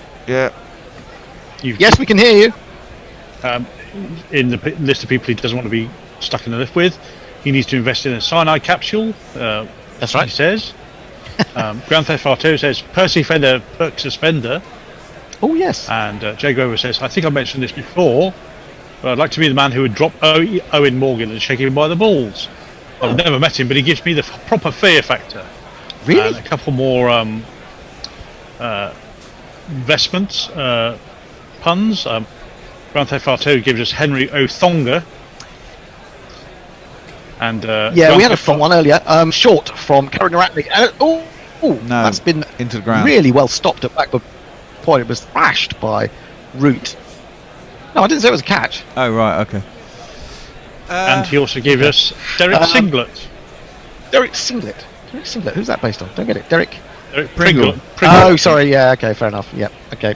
Has to be explained to me. Fair enough. A grin from Joe Root as that one fails to get past backward point.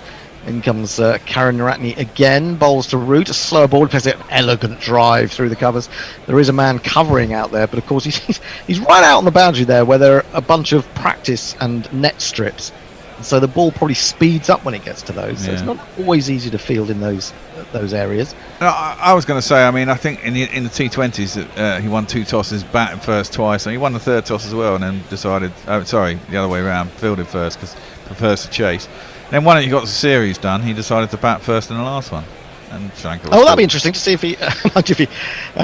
You'd think that Sri Lanka would want to put England into bat with how their batting is. Karen Ratney in again, bowls to Morgan, who tries to chop this down to third man, makes no contact. The ball grubs through to Pereira, who stops it with his pads more than anything. There is no run. Where is the last one? I'm not doing this. I've forgotten. Is it Bristol? I've got a feeling it's Bristol. Let me just check. In the meantime, Joe Gover says, I'm up for getting a fuck the 100 tattoo across my hideous belly whilst wearing a cricket vest. Also, that jingle is fucking genius, talking about all the bear whiskey jingles. Absolutely. Now, this is a wide. This was so short, it almost bounced behind the bowler. And quite reasonably, the umpire says there's no way a man of the stature of Owen Morgan could reach that. And so it will be given as a wide. 233 for 2, just 9 required from 51 balls. It's almost done and dusted. You can't all run away and watch football tonight, though, can you? No. There is tennis, though. There is tennis going on. As Karen Ratney comes in, 1 for 32, halfway through his 6th over. He bowls and pushed up to mid-on, and belatedly, Morgan recognises there is a single there and races to the other end. The last one is at Bristol. Bristol, I thought it was. You know, and if well, of course, you could get a big score there, couldn't you? Yeah. Small ground. Smash some windows in the flats. I don't like those flats. I bet they're okay inside, but from outside they look really miserable. Well, especially they're right on the ground. I mean, they're literally 10 yards from the boundary. No, and also when it's a grey day there, they look their greyness is brought out. Karen Ratney in, bowls to Root. Root defends on the front foot. Oh, and he's going to get a single, is he? Because it's misfielded by the man at extra cover. In the end, they decide not. And so Root stays where he is. He's got 62 from 82. Morgan has 71 from 81. Poor old Moeen Ali didn't get a bowl. Not going to get a bat. TFC hasn't touched the ball very much either. No, and I saw him. There was a little shot of him earlier, and he was sitting on the balcony with his bat and aiming it as if it was a gun. I wonder if he's taking. I think he was trying to take Morgan down. So you pick me, and then you let me do nothing. This is flicked by Root, full ball on leg stump out to Nissanka at deep backward square leg, and 7 more are required. That is the end of the over. The thing is 8 to go. The thing is with Perko said, go on. One of you. Perko says in response to messages, his rant was just a warm up. Everyone knows the grand final was going to be Hendo versus Dave. Jay Grover says cricket has gone downhill since Bramwell Lane lost Test status. That was quite a long time ago.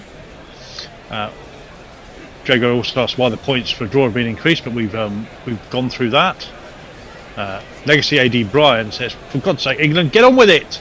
Yeah. He's obviously got somewhere to go.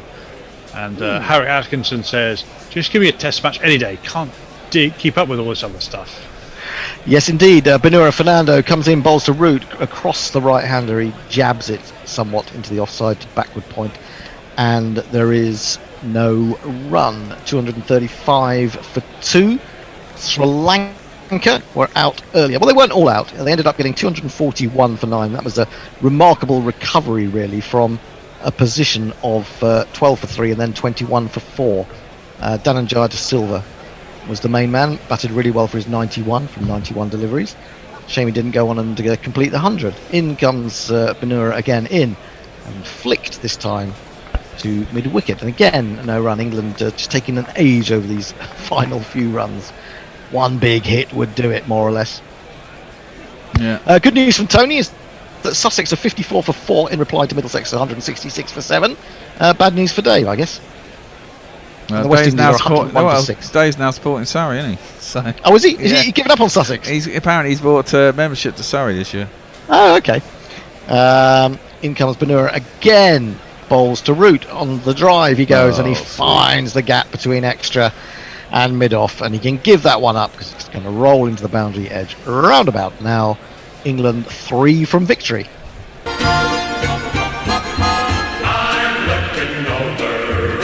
I mean, the thing is here, what do England learn? I mean, no one's had to actually manufacture an innings here, have they? You know. No. Well, it is just average accumulation, isn't it? Really. That's all it's become, I'm afraid. Sri Lanka have just got to do better. They've got to be more competitive. Yeah, they need more. They need more run scorers, don't they? I mean, they do. Fernando in, bowls flicked away through square leg. That'll be Nissanka again out there doing the field, and they'll take a single.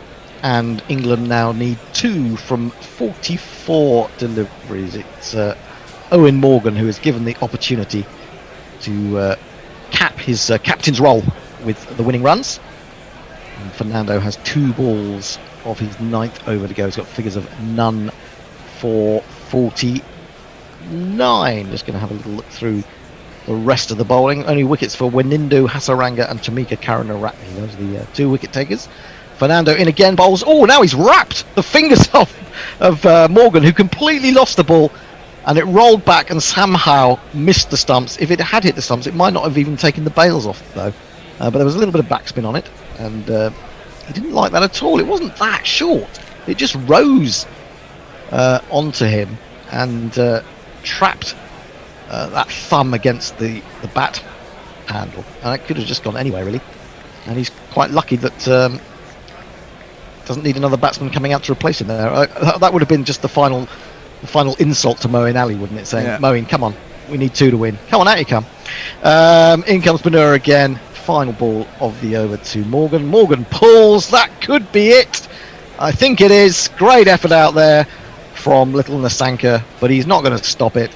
And England have won by 8 wickets. Another utterly convincing win.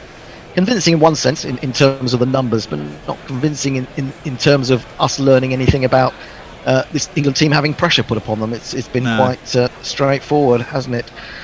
So England end up on 244 for 2 with 7 overs remaining. They win by 8 wickets. I'll just go through the card. Jason Roy caught by Dhananjaya, bowled Karen Ratney for 60. Johnny Bairstow bowled by Wanindu for 29.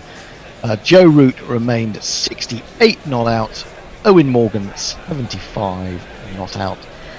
And the bowling figures: Dushmantha Chamira 9 overs, none for 46. Benora Fernando 9 overs, no maidens, none for 53. Asita Fernando 10 overs, no maidens, none for 54.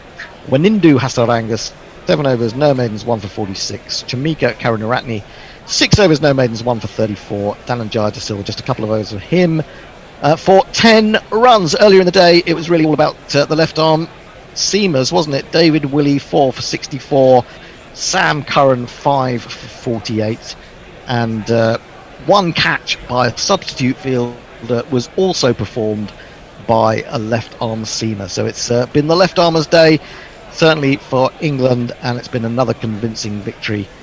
And they've won the series. And so maybe if they win the toss on Sunday, they will decide to bat and put on a bit of a display. We hope to get see bowled that. out for 120. Probably. Moeen Ali, of course, will have good memories of Bristol, won't he? So hopefully he'll get to either wield a willow or bowl the occasional delivery, and he won't feel quite so left out of things. That's it from us from Guerrilla Cricket, unless we've got a few more tweets to get in for the end, Jason. We have Jay Grover asked us, how do we get Nick Cave to do the jingle? Ask him, and he says no, fuck off. But you know. Warren says, I have to say that I'm looking forward to my colonoscopy more than another game against Sri Lanka. Messages says the forecast from Bristol on Sunday is pretty bad. I've just had a look at it as well. It's about 50% chance of rain for most of the time. Crystal Clark gives us David Willie Warmer as another one of those garments. Jago says, thanks very much. I'm off to dream of food. And on YouTube, the Pakistan series says, Shahid Qureshi says, it will be a cracker. Looking forward to that England series. England are the best. Well, it should be much more competitive than this one's been. Shouldn't it, really? Should be a good team at times, Pakistan, so there could be some really good games. Any more? Is that it? That is pretty much it. Thank you very much. I do hope it's not going to rain at Bristol on Sunday, even though it may be, putting us out of our misery a little bit. Because, we need all the cricket we can get, and we love it. Anyway, we will be back on Sunday at, it'll be about 10:50 a.m. Nakul M. Pandey will be here. I think Tony's here as well. I will be working elsewhere. But I hope you all enjoy it. Leah says, thanks for the excellent entertainment. Always see you Sunday. We will see you all Sunday. Please join us again for Guerrilla Cricket, England versus Sri Lanka on Sunday morning. Good night, all. Yeah, bye. Bye. Guerrilla Cricket.